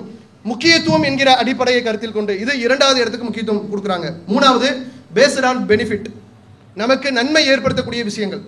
அது உலக சம்பாத்தியமாக இருக்கலாம், மறுமை சம்பாத்தியமாக இருக்கலாம். குறிப்பாக மூமின்கள் மறுமை சம்பாத்தியம் என்கிற விஷயத்திற்கு அதிக முக்கியத்துவம் கொடுத்து முன்னுரிமை கொடுத்து அதற்கு உண்டான காரியங்களில் இப்போ வந்து உட்கார்ந்து இருக்கும். நீங்க எல்லாருமே இளைஞர்களாக ஸ்டூடெண்ட்ஸாக இருக்கிறீங்க. உங்களுக்கு இந்த சண்டேவை செலவழிக்கிறதுக்கு ஏராளமான வழிகள் இருக்கு. ஆனாலும் ஒரு நன்மையை கருத்தில் கொண்டு ஜமாத்தினுடைய தலைமையின் மூலமாக ஏற்பாடு செய்யப்பட்டுள்ளது. இங்க நம்ம சில செய்திகளை சேகரித்துக் கொள்ள வேண்டும். இது நம்முடைய வாழ்நாளில் நமக்கு ஒரு பயிற்சியாக இருக்கும் என்று வந்து உட்கார்ந்து இருக்கோம்ல, இது வந்து பேஸ்ட் ஆன் பெனிஃபிட், நன்மையை எதிர்பார்த்து இந்த நேரத்தை நம்ம செலவழிச்சிட்டு இருக்கோம். இப்ப வேற ஒருத்த உட்காந்துட்டு நெட் கேஃப்ல உட்காந்துக்கிட்டு அவன் வேற மாதிரி நேரத்தை செலவழிச்சிட்டு இருக்கான். ஆபாசத்திற்கும் தன்னுடைய இச்சைக்கும் போய்கிட்டு இருக்கான். தன்னுடைய கேர்ள் ஃப்ரெண்டுக்கு சேட்டிங்ல உட்காந்துக்கிட்டு மதியானம் லோஹர் போச்சா அசர் போச்சா தெரியாம, சோறு போச்சான்னு கூட தெரியாம அவன் ஆளுக்கு சேட்டிங்ல உட்காந்துட்டு இருக்கான். அவன் விரயம் பண்ணிட்டு இருக்கான். நம்ம பண்ணல. அவனும் நேரத்தை செலவழிச்சிட்டு இருக்கான், நாமும் நேரத்தை செலவழிச்சிட்டு இருக்கோம். பேஸ்ட் ஆன் பெனிஃபிட், நன்மையின் அடிப்படையில். இப்படி உங்க நேரத்தை கிளாசிஃபை பண்ணிக்கிட்டீங்கன்னா ரொம்ப அவசரகதியா உள்ள விஷயத்தை தள்ளி போட முடியாது. ரொம்ப முக்கியத்துவம் வாய்ந்தது இப்பயே செய்யணும்ன்றது இல்லை, செய்யணும். கண்டிப்பாக அதுக்கு ஒரு இலக்கு வைத்து அதற்குரிய வேலைகளை தீர்மானித்து செய்யக்கூடிய ஒரு திட்டமிடுதல் நம்ம இடத்துல இருக்க வேண்டும். மூன்றாவது, நேரத்தை செலவழிப்பதாக இருந்தால் இதுல எனக்கு என்ன பிரயோஜனம் இருக்கு? அது உங்க வீட்டுக்கு வருமானமா இருந்தாலும் சதக்கா தானே. உங்க மனைவி பிள்ளைகளுக்கு நீங்கள் உழைப்பதும் சம்பாதிப்பதும் அது ஹலாலான முறையில் இருந்தால் அது உங்களுக்கு சதக்கா, நன்மை என்று ரசூல் ஸல்லல்லாஹு அலைஹி வஸல்லம் சொல்லியிருக்கிறாங்க. உங்க குடும்பத்திற்காக செலவழிப்பது உங்களுக்கு சதக்கா என்று சொன்னார்கள். பேஸ்ட் ஆன் பெனிஃபிட் அப்படியும் இருக்கலாம். இப்படி நீங்கள் நேரத்தை செலவழித்துக் கொண்டீர்கள் என்று சொன்னால் நம்ம நேரம் வந்து விரயமாகாது, வேஸ்ட் ஆகாது. நமக்கு சொல்லும், நம்மளுடைய அறிவு அந்த இடத்துல வந்து ஒரு இண்டிகேஷன் கொடுக்கும். மெயில் வச்சிருக்கும் போது நம்முடைய மெயிலை வேற ஒருத்தர் ஆப்ரேட் பண்ணும்போது நமக்கு ஒரு இன்டிமேஷன் வரும்ல, இவனோ ஒருத்தர் ஓபன் பண்ணி என்ன பண்ணிக்கிட்டு இருக்கா, நிறைய பேர் ஓபன் பண்ணி பாக்குறாங்க, நீ என்ன வச்சிருக்கிற அப்படின்னு சொல்லுவான் இல்லையா. இது மாதிரி நான் தவறாக நேரத்தை விரயம் செய்யக்கூடிய நேரத்தில் எனக்கு ஒரு இண்டிகேஷன் கொடுக்கும். வேஸ்டா போய்கிட்டு இருக்கே, போய் படிச்சுட்டு வந்தோம், இஸ்லாம் இப்படி சொல்லுது என்று. அல்லாஹ் திருமறை குர்ஆனிலே காலத்திற்கு முக்கியத்துவம் கொடுத்திருக்கிறான். அல்லாஹ்வுடைய தூதரவர்கள் இந்த காலத்தினுடைய அவசியத்தை சொல்லியிருக்கிறாங்க. நான் ஒவ்வொரு நொடி பொழுதும் இழக்கிறேன் என்று சொன்னால் என்னுடைய ஆயுட்காலம் எனக்கு குறைந்து கொண்டிருக்கிறது, இதுல நான் எப்படி விரயம் செய்ய முடியும் என்று ஒரு இண்டிகேஷன் உங்களுக்குள்ள அப்பப்போ இண்டிகேட் பண்ணிக்கிட்டே இருக்கும். அப்படி இண்டிகேட் பண்ணக்கூடிய நேரத்தில் விரயம் என்று வரும்போது விரயம் என்கிற வேலையை நம்ம ஸ்டாப் பண்ணுவோம், நிறுத்துவோம். அப்ப இதனுடைய திட்டமிடுதல், அதனுடைய இம்பார்ட்டன்ஸை நாம சரியான முறையில் புரிந்து கொள்ள வேண்டும். இதுல ஒரு புரிந்து கொள்வதற்காக இந்த நேரத்தை முக்கியமான காரியங்களுக்கு செலவழிக்காமல் வீணான விரயம் செய்து அல்லது பயனற்ற பலனற்ற ஏதோ மனோ இச்சைக்கு ஒரு சின்ன மகிழ்ச்சி என்பதற்காக செய்யக்கூடிய காரியங்களுக்காக நம்முடைய நேரத்தை செலவழிக்கக்கூடியவர்களுக்கு ஒரு அழகான ஒரு உதாரணம், ஒரு சின்ன ஸ்டோரி மாதிரி சொல்லுவாங்க. என்ன ஸ்டோரின்னு கேட்டா, based on subject, classroom மாதிரியே ஒரு ப்ரொஃபஸர் வந்து ஸ்டூடெண்ட்ஸ்க்கு வந்து கிளாஸ் எடுக்க வரார். டைமுடைய இம்பார்ட்டன்ஸை அவர் சொல்லிக் கொடுக்கணுன்ற எண்ணத்தில் வரார். வரும்போதே ஒரு பெரிய, நீங்க நான் சொல்றதை நீங்க யாராவது கேள்விப்பட்டிருக்கீங்களான்னு பாருங்க, ஒரு பெரிய கிளாஸ் கண்ணாடி ஜாடியை கொண்டு வரார். அந்த கண்ணாடி ஜாடியை கொண்டு வந்துட்டு 3 பெரிய டப்பு, ஒரு டப்புல வந்து கோல்ஃப் பால், இன்னொரு டப்புல வந்து பொடி கற்கள், இந்த அளவில் இருக்கக்கூடிய ஒரு பொடி கற்கள், ஒரு 5 mm அளவில் இருக்கக்கூடிய ஒரு பொடி கற்கள், இன்னொரு டப்ல வந்து மணல் இருக்கு, ஆத்து மணல் மாதிரி கொண்டு வந்து வச்சிருக்கிறார். கேள்விப்பட்டிருக்கீங்களா யாராவது? யாரும் கேள்விப்படலன்னா நல்லதா போச்சு. ஏன்னா நான் பாட்டு சொல்லிட்டு போவேன்ல, இது தெரிஞ்ச ஸ்டோரி தானேன்னு சொன்னா புளிச்சு போன வேற இருக்கக்கூடாதுல்ல. வந்து வச்சுட்டு பெரிய கண்ணாடி ஜாடியை வச்சுட்டு, நான் உங்களுக்கு டைமோட இம்பார்ட்டன்ஸை கிளாஸ் எடுக்க போறேன், பட் பை பிராக்டிக்கல். நான் சொல்றதை நான் செய்யறத நீங்க பாருங்க, அப்சர்வ் பண்ணுங்க, எனக்கு அதுக்கு பிறகு நீங்கள் விடை அளியுங்கள், நான் கேட்கிற கொஸ்டினுக்கு ஆன்சர் பண்ணுங்கன்னு சொல்றாரு.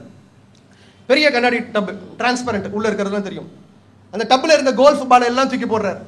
ஃபுல்லா தூக்கி போட்டுட்டு ஒரு பால் கூட போட முடியாத அளவுக்கு கண்ணாடி ஜாடியை முழுசா நிரப்பிட்டு ஸ்டூடெண்ட்ஸ் கிட்ட கேட்கிறாரு, இப்போ நீங்க தான் ஸ்டூடெண்ட், நான் உங்களை பார்த்து கேட்கிறேன், கண்ணாடி ஜாடி ஃபுல்லா பாலை போட்டுட்டேன், என்கிட்ட பால் இருக்கு எக்ஸஸா, ஆனா என்னால ஒண்ணு வைக்க முடியாது, ஓவர் ஃப்ளோ ஆகுது, ஜாடி ஃபுல்லா ஆயிடுச்சா? பதில் சொல்லுங்க. பால் போட முடியல, பால் போட முடியாது தானே, நீங்க எல்லாம் பிரில்லியன்ட் ஸ்டூடெண்ட்ஸா இருக்கிறீங்க. இது டிஎன்டிஜே மாணவரணினால கிளாஸ் எடுத்தாரு பாருங்க, அந்த ஸ்டூடெண்ட்ஸ்க்கு இவ்வளவு பிரில்லியன்ஸ் இல்ல. அந்த ஸ்டூடெண்ட் சொன்னாங்க ஜார் ஃபுல் ஆயிடுச்சுன்னு. ஏன் நீங்க ஃபுல் ஆகலன்னு சொல்றீங்கன்னா, இந்த வாத்தியார் சொல்லிட்டாரு 2 டப்ல என்ன இருக்குன்னு. அந்த வாத்தியார் என்ன இருக்குன்னு சொல்லல. 3 டப் எடுத்து வச்சாரு, அது மறைவா இருக்கு, உள்ள என்ன பொருள் இருக்குன்னு தெரியல. இப்போ உங்களுக்கு கல்லோ மண்ணோ இருக்கிறது தெரியல, பாலை ஃபுல் பண்ணிட்டேன், 3 டப்லையும் பால் தான் இருக்கு நீங்க நினைக்கிறீங்க. இப்ப கேக்குறேன், ஃபுல் ஆயிடுச்சா கிளாஸ் ஜாரு? இப்ப ஃபுல் ஆயிருச்சு. இப்ப நீங்க இல்லைன்னு சொன்னீங்கன்னா இது ஓவர் பிரில்லியன்சி. ஓவர் பிரில்லியண்டா நம்ம இருக்க வேண்டாம். பால் ஃபுல்லான பிறகு அடுத்து என்ன பண்ணாரு, இது ஃபுல் ஆகல அப்படின்னு சொல்லிட்டு பொடி கற்களை எடுத்து போடுறாரு. கோல்ஃப் பாலோட இடைவெளியில எல்லாம் உள்ள போயிட்டு அந்த பொடி கற்கள்லாம் விழுகுது. விழுந்த பிறகு அந்த பொடி கற்களை போட முடியாத அளவுக்கு கண்ணாடி ஜாடி ஃபுல்லான பிறகு கேட்கிறாரு, இப்ப ஜாரு ஃபுல் ஆயிடுச்சான்னு கேட்கிறாரு. அடுத்த டப்ல என்ன இருக்குன்னு தெரியாத ஸ்டூடெண்ட் சொல்றாங்க, ஒரு மாதிரியா தலையசிச்சுட்டு ஃபுல் ஆயிடுச்சு. ஏன்னா முதலையும் ஃபுல்லுன்னு சொன்னோம், இப்ப மறுபடியும் ஃபுல் பண்ணிட்டு கேட்கிறாரு, அதனால திரும்ப ஃபுல் ஆயிடுச்சுன்னு சொல்றாங்க. அப்ப சொல்றாரு, இன்னும் கிளாஸ் ஜார் ஃபுல் ஆகல அப்படின்னு சொல்லிட்டு மணலை எடுத்து அந்த ஜார்ல போடுறாரு. பாலுக்கும் அந்த கல்லுக்கும் இடைப்பட்ட இடத்துல எல்லாம் போயிட்டு மணல் நிரப்புது. நிரப்பின பிறகு ஸ்டூடெண்ட்ஸை பார்த்து கேட்கிறாரு, இப்ப ஃபுல் ஆயிடுச்சான்னு கேட்ட உடனே ஸ்டூடெண்ட்ஸ் எல்லாம் வெக்கப்பட்டு கில்ட்டில, என்னடா சொல்றது, ஒவ்வொருத்தரையும் ஃபுல் ஃபுல்னு சொல்றான், ஆனா ஃபுல் ஆகலன்னு அவர் ப்ரூவ் பண்ணிட்டே இருக்காரு அப்படின்னு சொல்லிட்டு நிக்கிறாங்க. சொல்லுங்க தைரியமா அப்படின்றாரு. என்கிட்ட 3 டப்பு தான் இருக்கு சொல்லுங்கன்றாரு. அப்ப ஸ்டூடெண்ட்ஸ் ரொம்ப ஸ்ட்ராங்கா சொல்றாங்க, ஃபுல் ஆயிடுச்சு அப்படின்ட்டு. சொன்ன உடனே அவர் சொன்னாரு, இதுல உங்களுக்கு டைம் மேனேஜ்மெண்ட், நேர மேலாண்மை தொடர்பான சரியான பாடத்தை உங்களுக்கு நான் சொல்லி கொடுத்திருக்கிறேன். என்னன்னு கேட்கக்கூடிய நேரத்தில், இந்த பால் இருக்கு இல்லையா, பால் என்பது ஒவ்வொரு மனிதனும் தன்னுடைய வாழ்க்கையில செய்ய வேண்டிய மிக முக்கியமான ஆப்ளிகேஷன்ஸ், முக்கியமான கடமை. அது உங்கள் குடும்பத்தாருக்காக, மனைவி பிள்ளைகளுக்காக உழைத்து பாடுபடக்கூடியதாக இருக்கலாம், உங்களுடைய கல்வியை மேம்படுத்தக்கூடிய, திறனை மேம்படுத்தக்கூடிய விஷயங்களாக இருக்கலாம், மறுமையினுடைய வெற்றியை அடிப்படையாக கொண்டு செயல்படக்கூடியதாக இருக்கலாம். எல்லாமே வாழ்க்கையில மிக முக்கியம், தவிர்க்க முடியாது. குடும்ப கடமை, மார்க்க கடமை, இது எதையுமே தவிர்க்க முடியாது. இந்த காரியங்கள் தான் பால். இதை ஃபர்ஸ்ட் ப்ரிஃபரன்ஸ் கொடுத்து, முதல் முக்கியத்துவம், முன்னுரிமை கொடுத்து உங்களுடைய வாழ்க்கையில நீங்கள் செயல்படுத்துங்க. இந்த கண்ணாடி ஜார் என்பதுதான் உங்களுடைய வாழ்க்கை, உங்களுடைய லைஃப் டைம், மொத்த வாழ்க்கை. இரண்டாவதாக போட்ட பாருங்க கற்கள், அந்த கற்களுக்கு விளக்கம் கொடுத்தாரு. முக்கியமான ஆப்ளிகேஷன்ஸ், கடமைகளை நீங்கள் செய்யக்கூடிய நேரத்தில் உங்களை அறியாமல் இடைச்சொருகல்கள் சில வேலைகள் வந்து கொண்டிருக்கும்.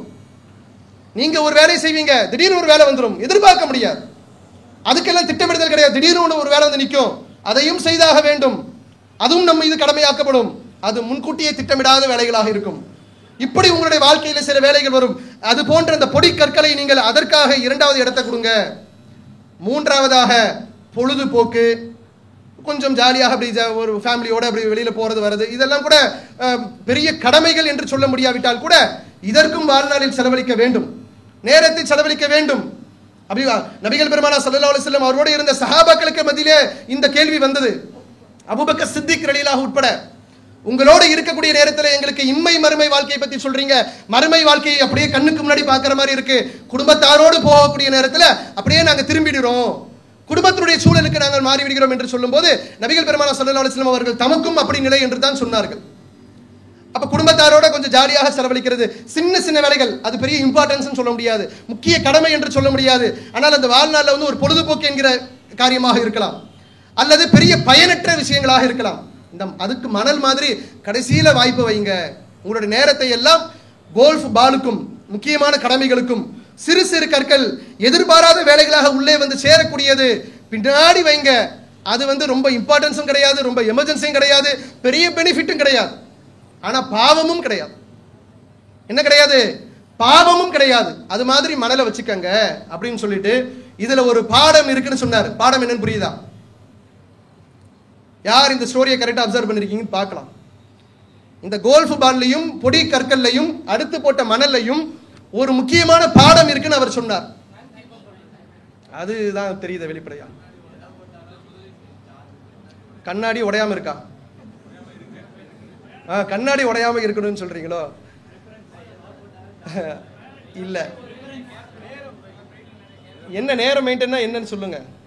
இதுல அதாவது அந்த வாத்தியா எந்த அடிப்படையில் சொன்னான்னு தெரியல, ஆனால் அதுல அவ்வளவு ஒரு அற்புதமான ஒரு கருத்தையும் அதுல சேர்த்து வச்சிருக்கிறாங்க. இல்ல ஒரே டைம்ல போட்டாலும் ஜாடி கொள்ளுமே, ஒருத்தன் பாலை போடுறான், ஒருத்தன் கல்லை போடுறான், ஒருத்தன் மண்ணை போடுறான். லைஃப் மூணுத்துமே ரிசீவ் பண்ணிக்குமே, மாத்தி போடக்கூடாது. அதான் அப்சர்வேஷன். நாம எடுத்த இந்த கிளாஸ்ல அவர் எடுத்த அந்த பாடத்தில் உள்ள படிப்பனை என்னவென்று சொன்னால், கோல்ஃப் என்கிற முக்கியம் கடமை என்கிற டியூட்டிக்கு முதல் முன்னுரிமை கொடுத்துட்டு, அடுத்து கல்லுக்கு கொடுத்துட்டு, அதுக்கு மண்ணுக்கு கொடுத்தீங்கன்னா மூணுத்தையும் வாழ்க்கை கொள்ளும். மணலை போட்டு ரொப்பிட்டீங்க, கண்ணாடி ஜாடி மணலை போட்டு ரொப்பிட்டீங்க. தேவையற்ற பயனற்ற அல்லது பாவமான விஷயங்கள் என்று சொல்லப்படக்கூடிய மணலாக ஜாடி நிறைஞ்சு போச்சு. அவசர வேலைகளாக வரக்கூடிய சிறு கற்களுக்கு இடம் இருக்கா? அதுல இடம் இருக்கா? போட முடியுமா? மண்ணை போட்டு ரொப்பிட்டீங்கன்னா சிறு கற்களை மேற்கொண்டு போட முடியுமா? முடியாது. கடமைகளான கோல்ஃப் பால் மேல வருமா? ஒரு பந்து கூட நிக்காது. இதைத்தான் அவர் சொன்னாரு, நாம் நம்முடைய வாழ்க்கையை மணலை கொண்டு ரொப்பி கொண்டிருக்கிறோம். சிறு கற்களுக்கும் பெரிய பந்துகளுக்கும் நம்ம இடம் கொடுக்காம, முக்கியமான கடமைகளை விட்டும் தூரமாக போயிட்டு அற்பமான விஷயங்கள், தேவையற்ற விஷயங்கள், பலனற்ற பயனற்ற விஷயங்களுக்கு நாம் நம்முடைய வாழ்க்கையை நாம் செலவழித்துக் கொண்டிருக்கிறோம் என்று ஒரு சின்ன பாடத்தையும் இந்த கதையின் மூலமாக சொல்லுவாங்க. இது டைம் மேனேஜ்மெண்ட்டுக்கு மிக முக்கியமான ஒரு சப்ஜெக்டாக இருக்கிறதுனால இதை நம்ம கோட் பண்ணி சொல்றோம். அது போக நாம திட்டமிடுதல், நேரத்தினுடைய முக்கியத்துவத்தை உணராமல் நாம நேரத்தை விரயம் செய்யக்கூடியவர்களாக இருந்தால் 5 விதமான நஷ்டவாளியாக நாம் ஆகிறோம். ஒன்று, லூஸ் த ப்ராமிஸ். பல கட்டங்களில் வாக்குறுதி கொடுப்பீங்க, உங்களால் வாக்குறுதியை நிறைவேற்ற முடியாது. நேரத்தினுடைய முன்னுரிமை முக்கியத்துவத்தை உணராத காரணத்தினால், நேரம் என்பது எவ்வளவு வேல்யூபிள், எவ்வளவு ப்ரீஷியஸ், எவ்வளவு முக்கியத்துவம் வாய்ந்தது என்பதை உணராத காரணத்தினால் அதை இழந்தவர்கள், திட்டமிடுதல் இல்லாமல் போனவர்கள் வாக்குறுதியை இழந்தவர்களாக இருப்பார்கள். வாக்குறுதியை இழந்தவர்களுக்கு மறுமையில் என்னன்றதை நீங்க பார்த்துக்கங்க. ரெண்டாவது, லூஸ் த பெர்ஃபெக்ஷன். நாம ஒரு செயலாற்றலோடு, ஒரு தகுதியோடு எந்த காரியத்தையும் செய்யக்கூடியவர்களாக இருக்கிறோம் என்கிற அந்த தகுதியை நம்ம இழந்துரும். பெர்ஃபெக்ஷன் என்கிற தகுதியை, நேரத்தை சரியான முறையில் மெயின்டைன் செய்யாதவர்கள் இழந்து விடுவார்கள். மூன்றாவது, லூஸ் த ட்ரஸ்ட். என் மீதும் உங்கள் மீதும் மக்கள் நம்பிக்கை வச்சிருக்கிறாங்க, உங்க குடும்பத்தார் நம்பிக்கை வச்சிருக்கிறாங்க. இந்த நம்பிக்கை நாளடைவில் போயிடும். ஏன்? இவன் எதை சொன்னாலும் செய்ய மாட்டான், பேசுவானே தவிர பேச்சின்படி இவர்களுடைய செயல் இருக்காது எனும் பொழுது உங்கள் மீது வைத்திருக்கக்கூடிய நம்பிக்கையும் நாம இழந்துருவோம். நான்காவது, லூஸ் த பெனிஃபிட்ஸ். நாம் அடையக்கூடிய நன்மைகள் உலகத்தினுடைய சம்பாத்தியமாக இருக்கலாம், மறுமையினுடைய சம்பாத்தியமாக இருக்கலாம். நேரத்தை விரயம் செய்தவர்கள் இதையும் இழந்து விடுகிறார்கள். ஐந்தாவதாக, லூஸ் த செல்ஃப் கான்ஃபிடன்ஸ். எனக்கு உங்களுக்குள்ள தன்னம்பிக்கை இருக்கிற வரைக்கும் தான் துணிச்சலாக எல்லா விஷயத்திலும் நிற்க முடியும். அல்லாஹ் மீது நம்பிக்கை வைத்திருப்பது போன்று என்னை கொண்டு அல்லாஹ் இந்த காரியத்தை செய்ய வைப்பா என்ற ஒரு நம்பிக்கை நமக்கு இருக்கணும். எனக்கு இதை செய்ய முடியும், எனக்கு என் ரப்பு உதவி செய்வா, இது ரப்பின் மீது இருக்கக்கூடிய நம்பிக்கையாகவும் இருக்க வேண்டும். இதை என் மூலமாக அல்லாஹ் செய்ய வைப்பா, எனக்கு இது இயலும் என்ற ஒரு தன்னம்பிக்கை நமக்கு ஏற்படணும். நேரத்தை விரயம் செய்யக்கூடியவர்களாக, திட்டமிடுதல் இல்லாமல் இருந்தால் நாம இந்த தன்னம்பிக்கையும் இழக்கக்கூடியவர்களாக இருப்போம். இந்த நேர மேலாண்மை என்பது அவ்வளவு ஒரு முக்கியத்துவம் வாய்ந்ததாக இருப்பதினால் நம்முடைய வாழ்க்கையில நம்முடைய ஆயுட்காலத்தை ஒவ்வொரு நொடி பொழுதும் நாம் இழந்து கொண்டிருக்கிறோம் என்பதை உணர்ந்து நேர மேலாண்மைக்கு முக்கியத்துவம் கொடுத்து, நேரங்களுக்கு இம்மை மறுமையினுடைய பலனை எட்டக்கூடிய முக்கிய கடமைகளை நிறைவேற்றக்கூடிய எந்த ஒரு வேலையும் நான் குறை வைக்கவில்லை, சரியாக சீராக செய்து கொண்டிருக்கிறேன் என்கிற அளவுல கொண்டு போக வேண்டும் என்று சொன்னால் இருக்கிற நேரத்தை சரியான முறையில் பயன்படுத்தக்கூடிய மக்களாக இருக்க வேண்டும். அடுத்த சப்ஜெக்டை சொல்றதா இருந்தா, தலைமைத்துவம், அட்மினிஸ்ட்ரேஷன், நிர்வாகவியல் என்று சொல்கிறார்கள். எல்லாரும் நிர்வாக பணிகளில் தான் இருக்கிறோம். ஒரு அணி செயலாளராக இருந்தாலும், அணியினுடைய உறுப்பினராக இருந்தாலும், தமிழ்நாடு தௌஹீத் ஜமாத் என்கிற ஒரு நிர்வாக கட்டமைப்புக்குள்ள நீங்க வந்துடுறீங்க. ஜமாத்தினுடைய கண்காணிப்பிலே இயங்கக்கூடிய ஒரு அணியாக மாநில மாணவரணி செயலாளருடைய தலைமையில் ஒரு ஒருங்கிணைப்பாளர்கள் ஒரு குழு, அந்த ஒருங்கிணைப்பாளர்களுக்கு கீழே ஒவ்வொரு மாவட்டத்திலும் மாவட்ட அணி செயலாளர்கள், சில மாவட்டங்களில் வேலைக்கு ஏற்ப தேவைக்கு ஏற்ப மாவட்டத்தினுடைய ஒருங்கிணைப்பாளர்கள், அந்த பகுதியில் இருக்கக்கூடிய மாவட்டத்தின் கிளைகளில் கிளை அணி செயலாளர்கள், அந்த பகுதியில் கிளை அணி செயலாளருக்கு பக்கபலமாக கிளையின் உறுப்பினர்கள், எல்லாமே ஒரு செட்டப். இது ஒட்டுமொத்த மாநில தலைமையினுடைய கண்காணிப்பு. நாம் எல்லாரும் ஒரு அட்மினிஸ்ட்ரேஷனுக்குள்ள இருக்கிறோம். இந்த அட்மினிஸ்ட்ரேஷன்ல மிக முக்கியத்துவம் வாய்ந்தது தலைமைத்துவத்திற்கு கட்டுப்படுதல். நாங்க கூப்பிடுறோம், நீங்க வந்துடுறீங்க, முடிஞ்சு போச்சு. இதுதான் தலைமைத்துவத்தினுடைய கட்டுப்படுதல். அவங்க கூப்பிட்டா நாங்க வந்துடணுமோ? ஏன் தலைமை இங்க வந்து எங்களுக்கு கிளாஸ் எடுக்க முடியாதோ? வர சொல்லையா அவங்கள, இங்க இருந்து 500 பேர் வருவாங்களாம், அப்படி சொல்ல முடியாது. ஏன் முடியாது? குர்ஆன் சுன்னாக்கு நாங்கள் கட்டுப்படுகிறோம் என்று சொன்னால் நிர்வாக அளவில் நாம தலைவர்களுக்கு கட்டுப்படணும். ஏதேனும் காரியத்தில் முரண்பாடான விஷயத்தை சொன்னா தலைமை சொல்லுதுன்னு அப்படியே தலையாட்டி பொம்மை போல இருக்கணும்னு இஸ்லாம் சொல்லல. தலைமை சொன்னால் நிர்வாகத்திற்கு கட்டுப்படணும். மார்க்க விஷயத்துல இப்படித்தான் ஃபஜர் 2 குறைவா இருக்கு 4 என்று ஒரு சட்டம் போட்டால் போடா என்று சொல்லணும். ஏன்? இது அல்லாஹ்வும் தூதரும் சொல்லாதது, நீ சொன்னா கேட்க மாட்டேன்.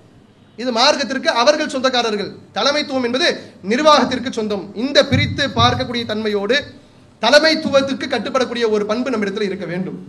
சில இடங்கள்ல மாணவர் அணி சம்பந்தமாக சொல்வதாக இருந்தால், மாநில மாணவர் அணி செயலாளர் என்று சொன்னால் உங்க எல்லாருக்கும் சுப்பீரியர், அப்படித்தானே? மாணவர் அணியில் இருக்கக்கூடிய அல்லமீன் உங்க எல்லாருக்கும் சுப்பீரியர், உங்க எல்லாரையுமே ஒருங்கிணைக்கக்கூடிய, உங்க எல்லாரையும் கண்காணிக்கக்கூடிய ஒரு பொறுப்பாளர். அவருக்கு கீழே ஒரு 10 ஒருங்கிணைப்பாளர்கள் அவருடைய டைரக்ஷன் படி செயல்படுவாங்க. அந்த 10 பேருக்கும் என்ன இன்ஸ்ட்ரக்ஷன் கொடுக்கப்படுதோ அது மாவட்டங்களுக்கு கொடுக்கப்படும். மாவட்டங்களுக்கு கொடுக்கப்படுவது கிளைகளுக்கு கொடுக்கப்படும். கிளையிலே நீங்கள் செயல்படுத்த வேண்டும் உங்கள் பகுதியில் இருக்கக்கூடிய மாணவர் அணி உறுப்பினர்களை கொண்டு. இதான் இன்ஸ்ட்ரக்ஷன். இந்த மாதிரியான ஒரு வழிமுறையில் ஒரு இயக்கம் இருந்தால் சரியான முறையில் அந்த அமைப்பு இயங்கும். மேல இருந்து ஒரு ஆர்டர் சுப்பீரியர் பவர் போடுறாரு, கீழே உள்ளவர் ஒபே பண்ணல, ஏன் அது நான் தான் பண்ணணுமா, அவர்கிட்ட சொல்லுங்க என்று விதண்டவாதம் பேசக்கூடிய ஒரு தன்மை நம்மகிட்ட இருக்கு. எனக்கு ஒரு வேலை செய்ய முடியாமல் போலாம், எங்க தலைமை எனக்கு சில வேலைகளை சொல்லுவாங்க, இல்லை எனக்கு அது இயலாது, என்னால் இந்த போக முடியாது, சில காரணங்களை சொல்லி மறுக்கலாம். கட்டுப்படுதல் இல்லாத தன்மையோடு மறுக்கக்கூடாது. மறுத்தால் நாம் இந்த திருக்குர்ஆன் வசனத்தை மறுத்தவர்கள் தான்.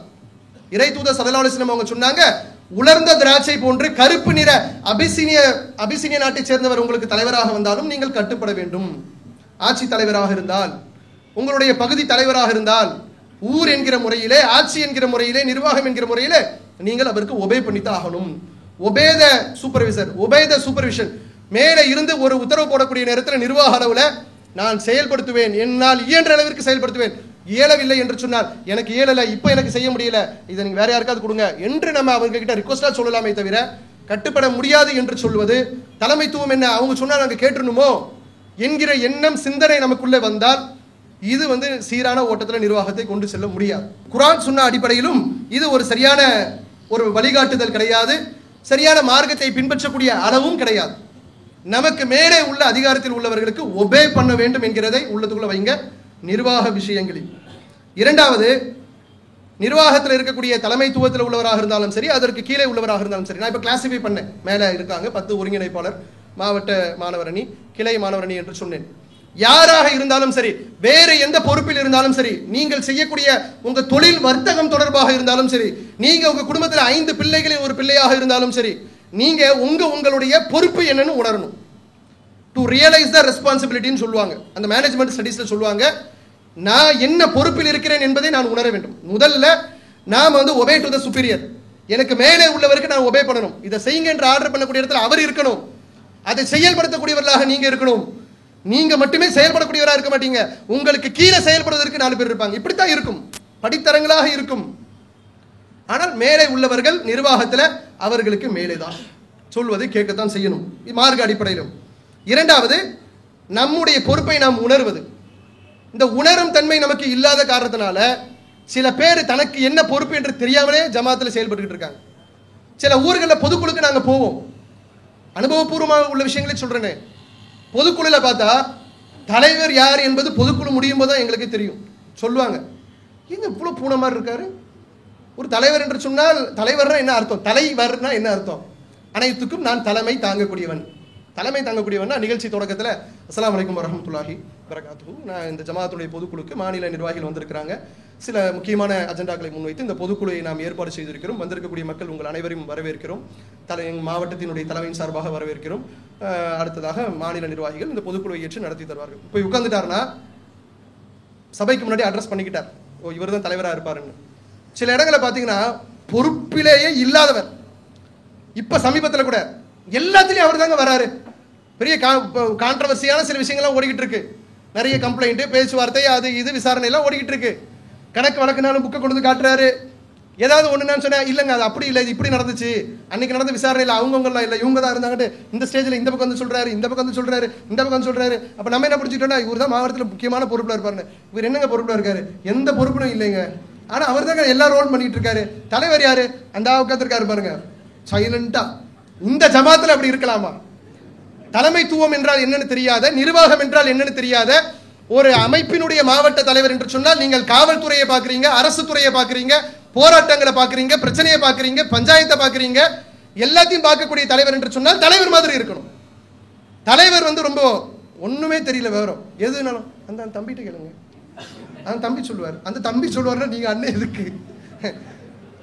நம்ம அண்ணன் சொன்ன உடனே ஜமாத்தோடைய அண்ணனா இருக்காங்களே பிஜே, அவங்கள பொறுத்த வரைக்கும் உடல்நலம் சரியில்லாமல் இன்னைக்கு ஓய்வுல இருந்தாலும் எல்லா இடங்களிலும் என்ன பிரச்சனைன்றதுல கம்யூனிகேட்லயே இருப்பாங்க. அங்க ஏதோ அடிதடி சண்டையா, யார் போனா என்ன போனா, ஆர்டிஓ போட்டாங்களா போடலையா, போலீஸ் ஸ்டேஷன்ல யார் மேல கம்ப்ளைண்ட், என்னென்ன செக்ஷன்ல விழுந்திருக்கு, எல்லாத்துலயும் அப்படியே ஒரு கண்காணிப்பு இருந்துகிட்டே இருக்கும். ஆனா பார்த்தா சில ஊர்கள்ல என்ன காரணம் என்று சொன்னால் தனக்கு என்ன பொறுப்பு கொடுக்கப்பட்டுள்ளது, நான் செய்ய வேண்டிய வேலைகள் என்ன இது கூட தெரியாது. தலைவர் என்று சொன்னால் தலைவருக்கு தனக்குள்ள வேலை என்ன, செயலாளர் என்றால் அவருக்கு என்ன வேலை, பொருளாளர் என்ன வேலை, பொருளாளருக்கு பொருளாதாரத்தை பத்தி ஒண்ணுமே தெரியாது. கணக்கு வழக்கு வாசிங்க, செயலாளர் நான் வாசிக்கட்டுமா அப்படின்னு பொருளாளர் கூப்பிடுங்க, இல்ல அவருக்கு இது எதுவுமே தெரியாது, அவர் எதுக்கு பொருளாளர், என்னத்துக்கு அவரை ட்ரெஷரரா போட்டிருக்கீங்க, வரக்கத்துக்கா, விசிட்டிங் கார்டு அடிக்கிறதுக்கு பொருளாளரை போடுறதுக்கு ஆளின்னு போட்டு வச்சிருக்கீங்களா? மாணவரணியுடைய மாவட்ட செயலாளர் என்று சொன்னால் you have du command the district, நீங்க தான் கமாண்ட் பண்ணணும். மாணவரணி பொறுப்பாளருக்கு மத்தியில கிளை வந்து உங்களுடைய கண்ட்ரோல்ல இருக்கணும். மாணவரணி செய்தி என்று சொன்னால் மாவட்டத்துக்கு தெரியும், மாவட்டம் கிளையை தொடர்பு கொள்ளக்கூடிய அளவுக்கு ஒரு கம்யூனிகேஷன் பவர் உள்ளவராக நீங்க இருக்கணும். நிர்வாகத்தை கொண்டு போகக்கூடிய அளவுக்கு ஒரு திறன் வாய்ந்தவராக நம்ம இருக்கணும். அந்தந்த பொறுப்பில் உள்ளவர்களுக்கு ஏற்ற போல நாம நம்ம பொறுப்பை இந்த ரியலைஸ் த ரெஸ்பான்சிபிலிட்டி உணராத காரணத்தில் என்ன செய்வான்னு கேட்டா, தடி எடுத்தவன் தண்டல்காரன் எல்லா தலைவன் பொது மசூரால உட்கார்ந்துருப்பாங்க நிர்வாக குழுல, தலைவருக்குன்னு ஒரு அதிகாரம் இருக்குல்ல, அது அவருக்கு இருக்கவே இருக்காது. ஒரு பஞ்சாயத்து இப்படி வருது, ஏங்க சுற்று முறையில கருத்து கேட்டாங்களாம், ஒரு போற இடத்து இங்க வைக்கலாமா அங்க வைக்கலாமான்னு, இங்கே இல்லாம அங்கே இல்லாம நடுவில் வச்சுட்டு போங்கன்னா முடிஞ்சு போச்சு. இங்க வைக்கலாமா அங்க வைக்கலாமான்னு சண்டை ஆயிட்டு கருத்து சொல்லும்போது தலைவர் சொன்னாரா, நான் இப்போ கருத்து சொல்ல விரும்பல, அடுத்த முறை வரும்போது நான் சொல்றேன்னாரா. அடுத்த முறை வரும்போது உங்களுக்கு வாய்ப்பு முடிஞ்சு போச்சுன்னு சொல்லி சட்டமன்றத்தில் மைக்க கொடுக்குற மாதிரி தலைவருக்கு வாய்ப்பு இல்லைன்னு மறுத்துட்டாங்களாம். தலைவர் ரொம்ப ரோசப்பட்டு கடிதம் எழுதினார் தலைமைக்கு. என்ன எழுதினாரு, நான் ஒரு தலைவராக இருக்கிறேன், இந்த ஜமாத்திற்காக 1980களிலிருந்து உழைத்துக் கொண்டிருக்கிறேன், போராட்டத்தை எங்க நடத்தலாம் என்று அந்த நேரத்தில் எனக்கு தோணல, கருத்து சொல்லல, ரெண்டாவது கருத்து சொல்றேன்னு வரும்போது எனக்கு கருத்து சொல்ற வாய்ப்பு இல்லைன்னு சொல்லி யாருங்க சொன்னா, செயற்குழு உறுப்பினர் சொன்னாரு. செயற்குழு உறுப்பினரை போனா போதுன்னு உட்கார வச்சிருக்கிறோம், அவர் நிர்வாகத்திலே வரமாட்டார். நிர்வாகத்திலே வராத ஒருத்தர் வந்து ஒரு தலைமைத்துவம் வாய்ந்த நிர்வாகிகிட்ட மோதி பார்க்கிறாருன்னா, அல்லது உங்களுக்கு இந்த கருத்து சொல்லக்கூடிய உரிமை இல்லை என்று பேசுற அளவுக்கு இருக்குன்னா தெரியல, நான் என்ன பொறுப்புல இருக்கேன், நான் எவ்வளவு செய்யலாம், நான் எவ்வளவு செய்யக்கூடாது, எனக்குள்ள லிமிட் என்ன, இதை புரிந்து கொண்டு நடக்கக்கூடிய நிர்வாகத்திறனை நாம் வளர்த்துக் கொள்ள வேண்டும். அடுத்தது வந்து இந்த தலைமைத்துவம் செய்யக்கூடியவர்களுக்கு முக்கியமான 4 பண்புகள் இருக்கணும். ஒன்று, ஒருங்கிணைப்பது, டு ஆர்கனைஸ். எந்த உங்களுக்கு கீழே உள்ளவராக இருந்தாலும் சரி, மாவட்ட மாணவரணி வந்து தனக்கு கீழே உள்ள கிளையா இருக்கட்டும், மாநில மாணவரணியாக இருந்தாங்கன்னா மேலே இருக்கக்கூடியவர்கள் மொத்த மாவட்ட மாணவரணியும் தன்னுடைய ஒரு கட்டுப்பாடுக்குள்ள ஒருங்கிணைத்து வைத்திருக்க வேண்டும். ஒருங்கிணைத்தல் என்று சொன்னால் மாநில தலைமை அவர் பொறுப்பாளருக்கு ஒரு தகவல் சொல்லுதுன்னா அது மாணவரணிக்கு இந்த வழியில அப்படி கரெக்டா போகிற மாதிரி ஒரு ஒருங்கிணைப்பு, ஒரு ஆர்கனைஸ் பண்ணக்கூடிய விதத்துல, ஒன்றுபடுத்தி கொண்டு போகக்கூடிய விதத்துல அந்த ஒருங்கிணைக்கக்கூடிய தன்மை நமக்கு இருக்க வேண்டும். இரண்டாவது, மானிட்டரிங் அண்ட் சூப்பர்வைசிங் சொல்வார்கள், கண்காணிக்கக்கூடியது. என்ன செயல்பாடு நடந்துட்டு இருக்கு, என்ன இருக்கு, அப்பதானே செயல்படவில்லை என்பது நமக்கு தெரியும். சும்மா பேருக்கு பறக்கத்துக்கு நாம்கி வாசுக்கு தான் இருக்கு, ஒரு செயல்பாடும் இல்லை என்று எப்போ உணர்வோம் கேட்டா, ஒரு கண்காணிப்பு நமக்கு இருக்கணும். மாநில தலைமை சில மாவட்டங்களை புள்ளியின் அடிப்படையில் கண்காணிக்குது. பின்தங்கிய மாவட்டமாக இருக்கிறாங்க, தாவாலையும் ஒன்றும் கிடையாது, சமுதாய பணியும் ஒன்றும் கிடையாது, என்ன அந்த மாவட்டம், உடனே பொதுக்குழு கூட்டுங்க நம்ம உத்தரவு போடுறோம். ஏன்னு கேட்டா, மாநில நிர்வாகம் சென்னையிலிருந்து ஒட்டுமொத்த மாவட்டங்களையும் தமிழகம் தாண்டிய மாநிலங்களையும் இந்தியா தாண்டிய வெளிநாடுகளையும் கண்காணிக்கக்கூடிய காரணத்தினால தேவைக்கு ஏற்ப பொதுக்குழு கூட்டுறோம், தேவைக்கு ஏற்ப மஷூரா வைக்கிறோம், தேவைக்கு ஏற்ப நிர்வாக மாற்றம் செய்கிறோம். இந்த கண்காணிப்பு இருக்க வேண்டும். மாணவரணி பொறுப்பில் இருந்தாலும் சரி, நீங்க உங்க குடும்ப பொறுப்பில் இருந்தாலும் சரி, கண்காணிப்பு என்பது எங்க இல்லையோ அங்கு எல்லாம் நமக்கு கீழே உள்ளவர்கள் நிலை தடுமாறி போயிடுவாங்க. அது குடும்பமாக இருக்கட்டும், நிர்வாகமாக இருக்கட்டும். அடுத்தது, தலைமைத்துவத்தில் உள்ளவர்களுக்கு இந்த தகவலை பரிமாறக்கூடிய ஷேரிங் இன்ஃபர்மேஷன், எந்த ஒரு தகவலாக இருந்தாலும் தமக்கு கீழே உள்ளவர்களுக்கு உடனே தெரிவித்தல். ஏன்னா மேலே உள்ளவருக்கு தான் வரும். மாணவரணிக்கு இந்த ஒரு செய்தியை சொல்லுங்கன்னு நாங்க மாணவரணி செயலாளருக்கு தான் நாங்க சொல்ல முடியும், எல்லா கிளைகளுக்கும் நாங்க தகவல் கொடுக்க முடியாது. ஒரு பொது விளம்பரமாக உணர்வுலையோ டிவிலையோ போட்டா உங்களுக்கு தெரியும். முறையாக நிர்வாக வழியாக நாங்கள் அறிவித்தல் என்று சொன்னால் இங்க கொடுக்கணும், எல்லாருக்கும் வரணும். இது நிர்வாக அளவில் பார்த்தோம்னு சொன்னா நம்ம ஜமாத்துல எத்தனையோ மாவட்டங்களுக்கு சர்க்குலர் போகும். அது மாணவரணி தொடர்பான விஷயங்களாகவும் இருக்கலாம், ஜமாத்துடைய விஷயங்களாக இருக்கலாம். அப்படி அனுப்பப்பட்ட சர்க்குலரை பார்த்தா மாவட்ட தலைவருடைய வீட்டில் பிரிக்காம, அவரும் படிக்காம, அவர் ஒருத்தருக்கும் சொல்லாம அப்படியே வச்சிருப்பார். ரொம்ப நாள் கழிச்சு வீட்டை சுத்தம் பண்ணுவாங்களா பெருநாள் வரக்கூடிய நேரத்தில், போன வருஷம் இந்த கவர் இன்னும் பிரிக்கலையே என்னன்னு திறந்து பார்ப்பார். ஓ இது அந்த மாநாடுக்காக அனுப்புனதோ, ஓ இந்த மாதிரியான வழிமுறையெல்லாம் காட்டியிருக்காங்களோ, நம்ம தான் ஒன்றும் வேலை செய்யலையே, நம்ம ஏன் அதை பிரிச்சாம படித்தோம், மற்றவங்களுக்கு தெரியப்படுத்தணும். ஏன்னா அந்த செயலாளருக்கோ மற்ற நிர்வாகிகளுக்கோ இப்படி அனுப்பப்பட்ட தகவல் தெரியாது. ஒரு நிர்வாகிக்கு அனுப்புவோம். இந்த தகவல் பரிமாற்றத்தை முடக்கிட்டீங்கன்னு சொன்னா அது ஒரு நிர்வாகத்திற்கு மிகப்பெரிய சீர்குலைவு. எல்லாமே அப் டு டேட் போய்கிட்டே இருக்கணும். இன்னைக்கு தமிழக அளவிலே ஒரு மாநிலத்தினுடைய முதலமைச்சர் சொல்லுகிறார், வேற எந்த ஒரு அமைப்பை பற்றியும் வேற எந்த ஒரு சந்தர்ப்பத்திலும், இஸ்லாம் இல்ல, எத்தனையோ அரசியல் கட்சிகள் இருக்கு, எத்தனையோ ஜாதி கட்சிகள் இருக்கு, அது அந்த மாதிரி கட்சிகள் எல்லாம் எத்தனையோ பெரிய பெரிய டிஸ்பியூட் இஷ்யூலாம் நடந்திருக்கு தமிழ்நாட்டில். அப்படி நடக்கக்கூடிய நேரத்தில் எந்த ஒரு குறிப்பிட்ட கட்சியையோ அமைப்பையோ குறிப்பிட்டு சொல்லாத ஒரு முதலமைச்சர், அவர் ஒரு சந்தர்ப்பத்தில் 7.5 லட்சம் உறுப்பினர்கள் கொண்ட ஒரு அமைப்பு என்று இந்த ஜமாத்திற்கு ஒரு கண்ணியத்தை தேடி கொடுக்கக்கூடிய அளவுக்கு ஒரு முதலமைச்சருடைய உள்ளத்துல ஒரு இன்டென்ஷன் வந்ததுன்னா என்ன காரணம்? இந்த தகவல் பரிமாற்றங்கள் தான். ஒன்று முடிவெடுக்கிறோம், நெட்ல போடுறோம், ஒரு அரை மணி நேரத்தில் 40 இருக்கிற மாவட்டங்களுக்கு எல்லாருக்கும் செய்திகள் போகுது. போன உடனேயே அன்னைக்கு நைட்டே பார்த்தா என்ன பிரச்சனைக்காக நாம ஒரு முடிவு எடுத்திருக்கிறோமோ அது தொடர்பான போஸ்டர் எல்லாரும் TNJ.in பாக்குறீங்க, உடனே எடுக்கிறீங்க, அடிக்கிறீங்க, ஒட்டுறீங்க. உளவுத்துறை தகவல் கொடுக்குறான், வேற ஒருத்தனும் இப்படி ஒரு குளோபலைஸா செயல்படல. ஒன்றுபட்டு இந்த அளவுக்கு செயலாற்றக்கூடிய ஆற்றல் உள்ள அமைப்பாக வேறு எதையும் நம்மால பார்க்க முடியல. ஏதோ செய்கிறார்கள். இவர்களை பொறுத்த வரையிலே இந்த மாதிரியான ஒரு பெல்ட் வேற எங்கேயுமே இல்லைன்னு அவன் பார்க்கிறான். அப்போ இந்த தகவல் பரிமாற்றம் என்பது சரியாக கிடைக்க வேண்டிய மக்களுக்கு கிடைக்காவிட்டால் நிர்வாகம் சீர்குலைந்து விடும். இந்த தகவலை எனக்குள்ள வச்சிருக்கணுன்ற எண்ணத்தை விட்டுறணும். இது யாருக்கு போகணுமோ உடனே அது கன்வே ஆகணும். அது மாதிரியான ஒரு நிர்வாக திறனை வளர்த்துக் கொள்ள வேண்டும். அடுத்தது ஃபாலோ. எந்த ஒரு வேலையை செய்வதாக இருந்தாலும் அதுல ஒரு ஃபாலோ அப் இருக்கணும். ஒரு டியூட்டி உங்களுக்கு கொடுத்துருவாங்க, இந்த மாதிரி கல்வி வழிகாட்டுதல் நிகழ்ச்சி நடத்தணும், உடனே இந்த பகுதியில் ஏற்பாடு செய்யுங்கன்னு உங்களுக்கு சொல்லுவாங்க. ஒரு மாவட்டத்துக்கு இன்ஸ்ட்ரக்ஷன் வருது, உங்க மாவட்டத்தில் செய்யுங்கன்னு சொல்லிட்டு. இந்த மாவட்டம் செய்ததா இல்லையா என்று யார் அவருக்கு அந்த வேலையை கொடுத்தாரோ அவர் அடுத்து ஃபோன் பண்ணி கேட்கணும், என்ன ஏற்பாடு செஞ்சிருக்கீங்க, மாவட்ட நிர்வாகத்தில் பேசிட்டீங்களா? அங்க ஒரு மாவட்ட நிர்வாகம் இருக்கு, நீங்க தனியா செயல்பட முடியாது, மாவட்ட நிர்வாகத்தோட இணைந்து தான் செயல்படணும். அங்க உள்ள மாவட்ட நிர்வாகத்தோட பேசிட்டீங்களா, என்ன முடிவு சொன்னாங்க, எப்போ ஏற்பாடு பண்றீங்க என்கிற அடுத்த ஒரு தொடர்பு, அந்த தொடர்ந்து செல்லக்கூடிய ஒரு ஃபாலோ அப் நம்ம கிட்ட இருக்கணும். இது இல்லை என்று சொன்னால் நிர்வாகம் மிகப்பெரிய அளவில் சீர்குலைந்து விடும். அனுபவபூர்வமாக உங்களுக்கு தெரிந்த விஷயம் தான். இதை ரொம்ப பெரிய அளவுக்கு விலைக்கு சொல்ல வேண்டிய அவசியம் இல்லை. நீங்க சொல்லுவீங்க இந்த மாதிரி ஏற்பாடு செய்யுங்கட்டு, ஏதாவது ஒரு நிகழ்ச்சி சம்பந்தமாக சொன்ன பிறகு அதை தொடரவில்லை என்றால், பின் தொடர்ந்து என்ன நடந்திருக்கு என்று நீங்கள் கண்காணிக்கவில்லை என்றால், அதை ஃபாலோ அப் செய்யலைன்னா அவர் வாங்கிட்டு அவர் அப்படியே இருந்துருவார். ஒரு வாரம் கழிச்சு அந்த மாவட்டத்துக்கு ஃபோன் பண்ணி சொன்னமே செஞ்சாங்களா இல்லையான்னு தெரியலன்னா காலம் கடந்து போயிடும், நேரம் வீணா போயிடும். அடுத்த நாளே போனை போட்டு நேற்று சொன்னதுக்கு என்னங்க தகவல் கேட்டுட்டீங்கன்னு வைங்களேன், அவர் கொஞ்சம் அசட்டையா இருந்துட்டா கூட ஆஹா 2வது ஃபோன் வந்துருச்சேன்னு சொல்லும்போது அவர் உஷாராயிடுவார், அவர் வேலையில கவனம் செலுத்திடுவார். இந்த ஃபாலோ அப் என்பது எல்லா வேலைகளிலும் ஒன்னு கொடுத்துட்டீங்கன்னு சொன்னா கொடுத்துட்டோம் முடிஞ்சிருச்சு என்று இருக்கக்கூடாது. கொடுத்த வேலை எந்த அளவிற்கு முடிந்திருக்கிறது, என்ன ஸ்டேட்டஸ்ல இருக்கிற ஒரு இன்ஃபர்மேஷன் உங்களுடைய ஃபிங்கர் பாயிண்ட்ல இருக்கணும். அதே போன்றே நிர்வாகத்திற்கு மிக முக்கியமான அம்சம் மஷூரா. தலைவர் தனக்கு தோன்றியதை எல்லாம் நிர்வாகத்தில் செயல்படுத்த முடியாது.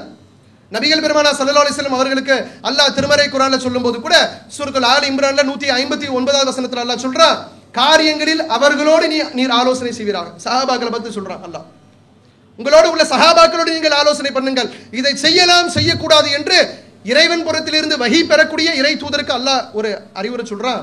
நீங்கள் ஒரு காரியத்தை செய்வதாக இருந்தால் மஷூரா அடிப்படையில் முடிவு பண்ணுங்க. மஷூரா என்பது அவ்வளவு ஒரு முக்கியத்துவம் வாய்ந்தது. அதனால நிறைய நன்மைகள் இருக்கு.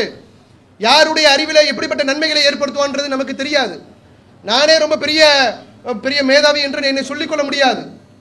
அவர்களுக்கு அல்லாஹ் ஒவ்வொரு விதமான ஆற்றலை கொடுத்திருப்பான்.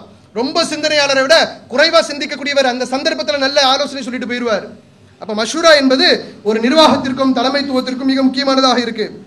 அடுத்தது கம்யூனிகேஷன் ஸ்கில்ஸ், அந்த தகவல் திறனை மேம்படுத்திக் கொள்வது, திறனை வளர்த்து கொள்ளக்கூடிய கம்யூனிகேஷன் என்று சொன்னால் மொழி. நாம் ஒரு தகவலை இன்னொருத்தருக்கு பரிமாறுகிறோம், அது இன்னைக்கு கம்யூனிகேஷன் ஸ்கில் என்று சொன்னாலே டெவலப்பிங் இங்கிலீஷ்னு ஆகிப்போயிருச்சு.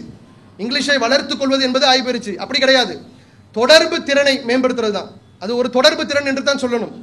அதை ஒவ்வொருவரும் வளர்த்து கொள்ள வேண்டும். நம்முடைய தொலைபேசி உரையாடலாக இருந்தாலும் சரி, அதுலேயும் நிறைய விரயங்கள் ஆகிட்டு இருக்கு. ஃபோன் எடுத்து மணிக்கணக்கில் பேசக்கூடிய, எப்படா வப்பான் நீங்க நினைக்கிறீங்க, நம்ம ஃபோன் போட்டு பேசணும்னா ஒரு முகமலர்ச்சியோட பேசிட்டு இருக்காருன்னு நினைப்பீங்க. அவன் முகம் எப்படி வாடி போய் வெந்து போய் இருக்கின்றது அங்கே உள்ளவனுக்கு தான் தெரியும். அவ்வளவு சூடேற்றி கடுப்பேற்றுற அளவுக்கெல்லாம் ஃபோன் கால். அப்படியெல்லாம் ஒரு தொடர்பு விஷயத்தில், தொடர்பு என்று சொன்னால் ஒரு தகவலை இன்னொருத்தருக்கு பரிமாறுறது.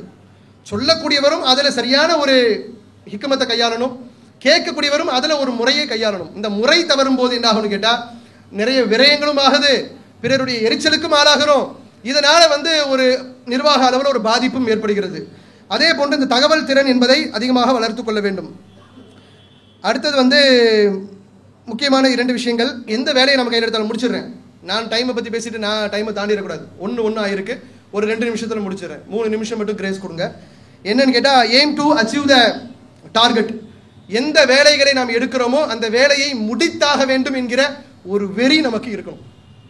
ஜமாத்துடைய வேலையாக இருந்தாலும் சரி, உங்களுடைய சொந்த வேலைகளாக இருந்தாலும் சரி, குறிப்பாக இறை பணியில் ஈடுபடக்கூடிய நேரத்தில் ஒன்றை நீங்கள் எடுத்துட்டீங்கன்னு சொன்னால் அந்த வேலையை ஃபுல் ஃப்ளெட்ஜாக இறங்கி முடித்து இது கம்ப்ளீட்டட் என்று ஃபைலை க்ளோஸ் பண்ணுற அளவுக்கு நீங்கள் அந்த வேலையில் கையில் எடுக்கணும். சும்மா எடுத்தோம் கவுத்தோம் பாதியிலே விட்டுட்டு போயிட்டோம், என்னால் செய்ய முடியல, பாதி எடுத்துட்டு இன்னொரு ஆள்கிட்ட கொடுக்கறது, இப்படி இருக்கக்கூடாது. சுமக்கக்கூடாது. சுமந்து விட்டால் அந்த வேலையை அதில் முழு கவனம் செலுத்தி அதில் நேரங்களை செலவழித்து அதற்கு தேவையான ஆலோசனைகளை பெற்று அதற்காக முழு முனைப்போடு இறங்கி வெற்றி பெறக்கூடியவர்களாக இருக்கணும். அல்லாஹ் நமக்கு அதில் உதவி செய்வான். எப்போ செய்வான்? அதில் காரியங்களை நம்ம கவனம் செலுத்தும் போது செய்வான். நிறைய வேலைகள் உங்களுக்கு பிரித்து கொடுப்பாங்க. ஒரு மஷூரா நடத்துவீங்க, மாணவரணி மஷூரா நடத்துவீங்க. நீங்கள் இந்த வேலையை பாருங்கள், நீங்கள் இந்த வேலையை பாருங்கள், நீங்கள் இந்த வேலையை பாருங்கள், இந்த வேலையை பாருங்கள். அடுத்த மஷூரா உட்கார வரைக்கும் எந்த வேலையும் நடந்திருக்காது. என்ன புண்ணியம்? 2 மணி நேரம் உட்காந்து டீ, ஸ்நாக்ஸ், சமோசா எல்லாம், சாண்ட்விச் எல்லாம் முடிச்சாச்சு. முடிச்சதுல என்ன பிரயோஜனம்? பேசுனது ஒன்றும் நடக்கல.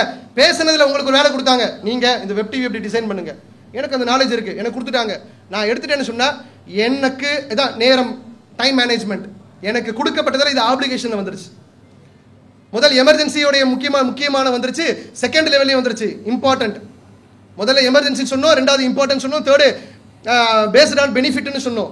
ஒரு காரியத்தை செய்வதற்கு இந்த வகைகளில் நம்ம நேரத்தை செலவிட வேண்டும் என்று ஒரு டியூட்டி உங்களுக்கு ஜமாத் மூலமாக மேலே இருக்கக்கூடிய பொறுப்பாளர் கொடுத்துட்டாங்கன்னா, உங்க தகப்பனார் உங்களுக்கு ஒரு வேலையை கொடுத்துட்டா, வேலை செய்யக்கூடிய இடத்துல உங்களுடைய மேனேஜர், உங்களுடைய சூப்பர்வைசர், உங்களுடைய சுப்பீரியர் ஆஃபீஸர் உங்களுக்கு ஒரு வேலையை கொடுத்துட்டாங்கன்னா, அதுவும் இந்த 3 கேட்டகரிலையும் வந்துருது. எதில் வந்துருது? எமர்ஜென்சிலையும் வருது, இம்பார்ட்டன்ஸ்லையும் வருது, பேஸ்ட் ஆன் பெனிஃபிட்லையும் வருது. செஞ்சு தான் ஆகணும். அதில் கூட கொரட்டை விட்டு விடுற ஆளுங்களாக இருக்கிறாங்க. அப்படி இருந்தோம் என்று சொன்னால் இலக்கை நம்மால் அடைய முடியாது. சின்ன வேலையாக இருந்தாலும் சரி கணக்கச்சிதமாக செய்யுங்க, ஒரு பெர்ஃபெக்ஷனாக செய்யுங்க. எதை கொடுத்தாலும் கரெக்டாக செய்வார் அவரை நம்பி கொடுக்கலாம் என்கிற ஒரு பெயரை பெறும் அளவிற்கு நம்முடைய நிர்வாகத்திறனை நாம் வளர்த்து கொள்ள வேண்டும். இப்படி வளர்த்து கொள்வதற்கு நம்முடைய நேரங்களை சரியான முறையில் திட்டமிட வேண்டும். ஒருத்தர் ஒரு நாளை செலவழிச்சிட்டாருன்னு சொன்னா ஒரு கொஞ்சம் யோசனை பண்ணி பாருங்க, இன்னைக்கு உள்ள நாள் எனக்கு எவ்வாறு செலவழிக்கப்பட்டது. அப்படி யோசிச்சு பார்த்தாலே நாம் இந்த நேரத்தை முறையாக செலவழித்து நிர்வாகத்தினுடைய ஒழுங்குகளையும் நம்முடைய வாழ்க்கையிலே சரியான முறையில் கடைபிடித்து இது இந்த உலகத்தில் நமக்கு ஒரு தன்னம்பிக்கையும் ஏற்படுத்தும், இம்மை மறுமையினுடைய வாழ்க்கைக்கு வெற்றி ஏற்படுத்தக்கூடிய வழிவகை செய்யக்கூடியதாகவும் அமையும் என்பதை கூறி நிறைவு செய்கிறேன். வாஹிரு தவானா அல்ஹம்துலில்லாஹி ரப்பில் ஆலமீன். அஸ்ஸலாமு அலைக்கும் வரஹ்மத்துல்லாஹி.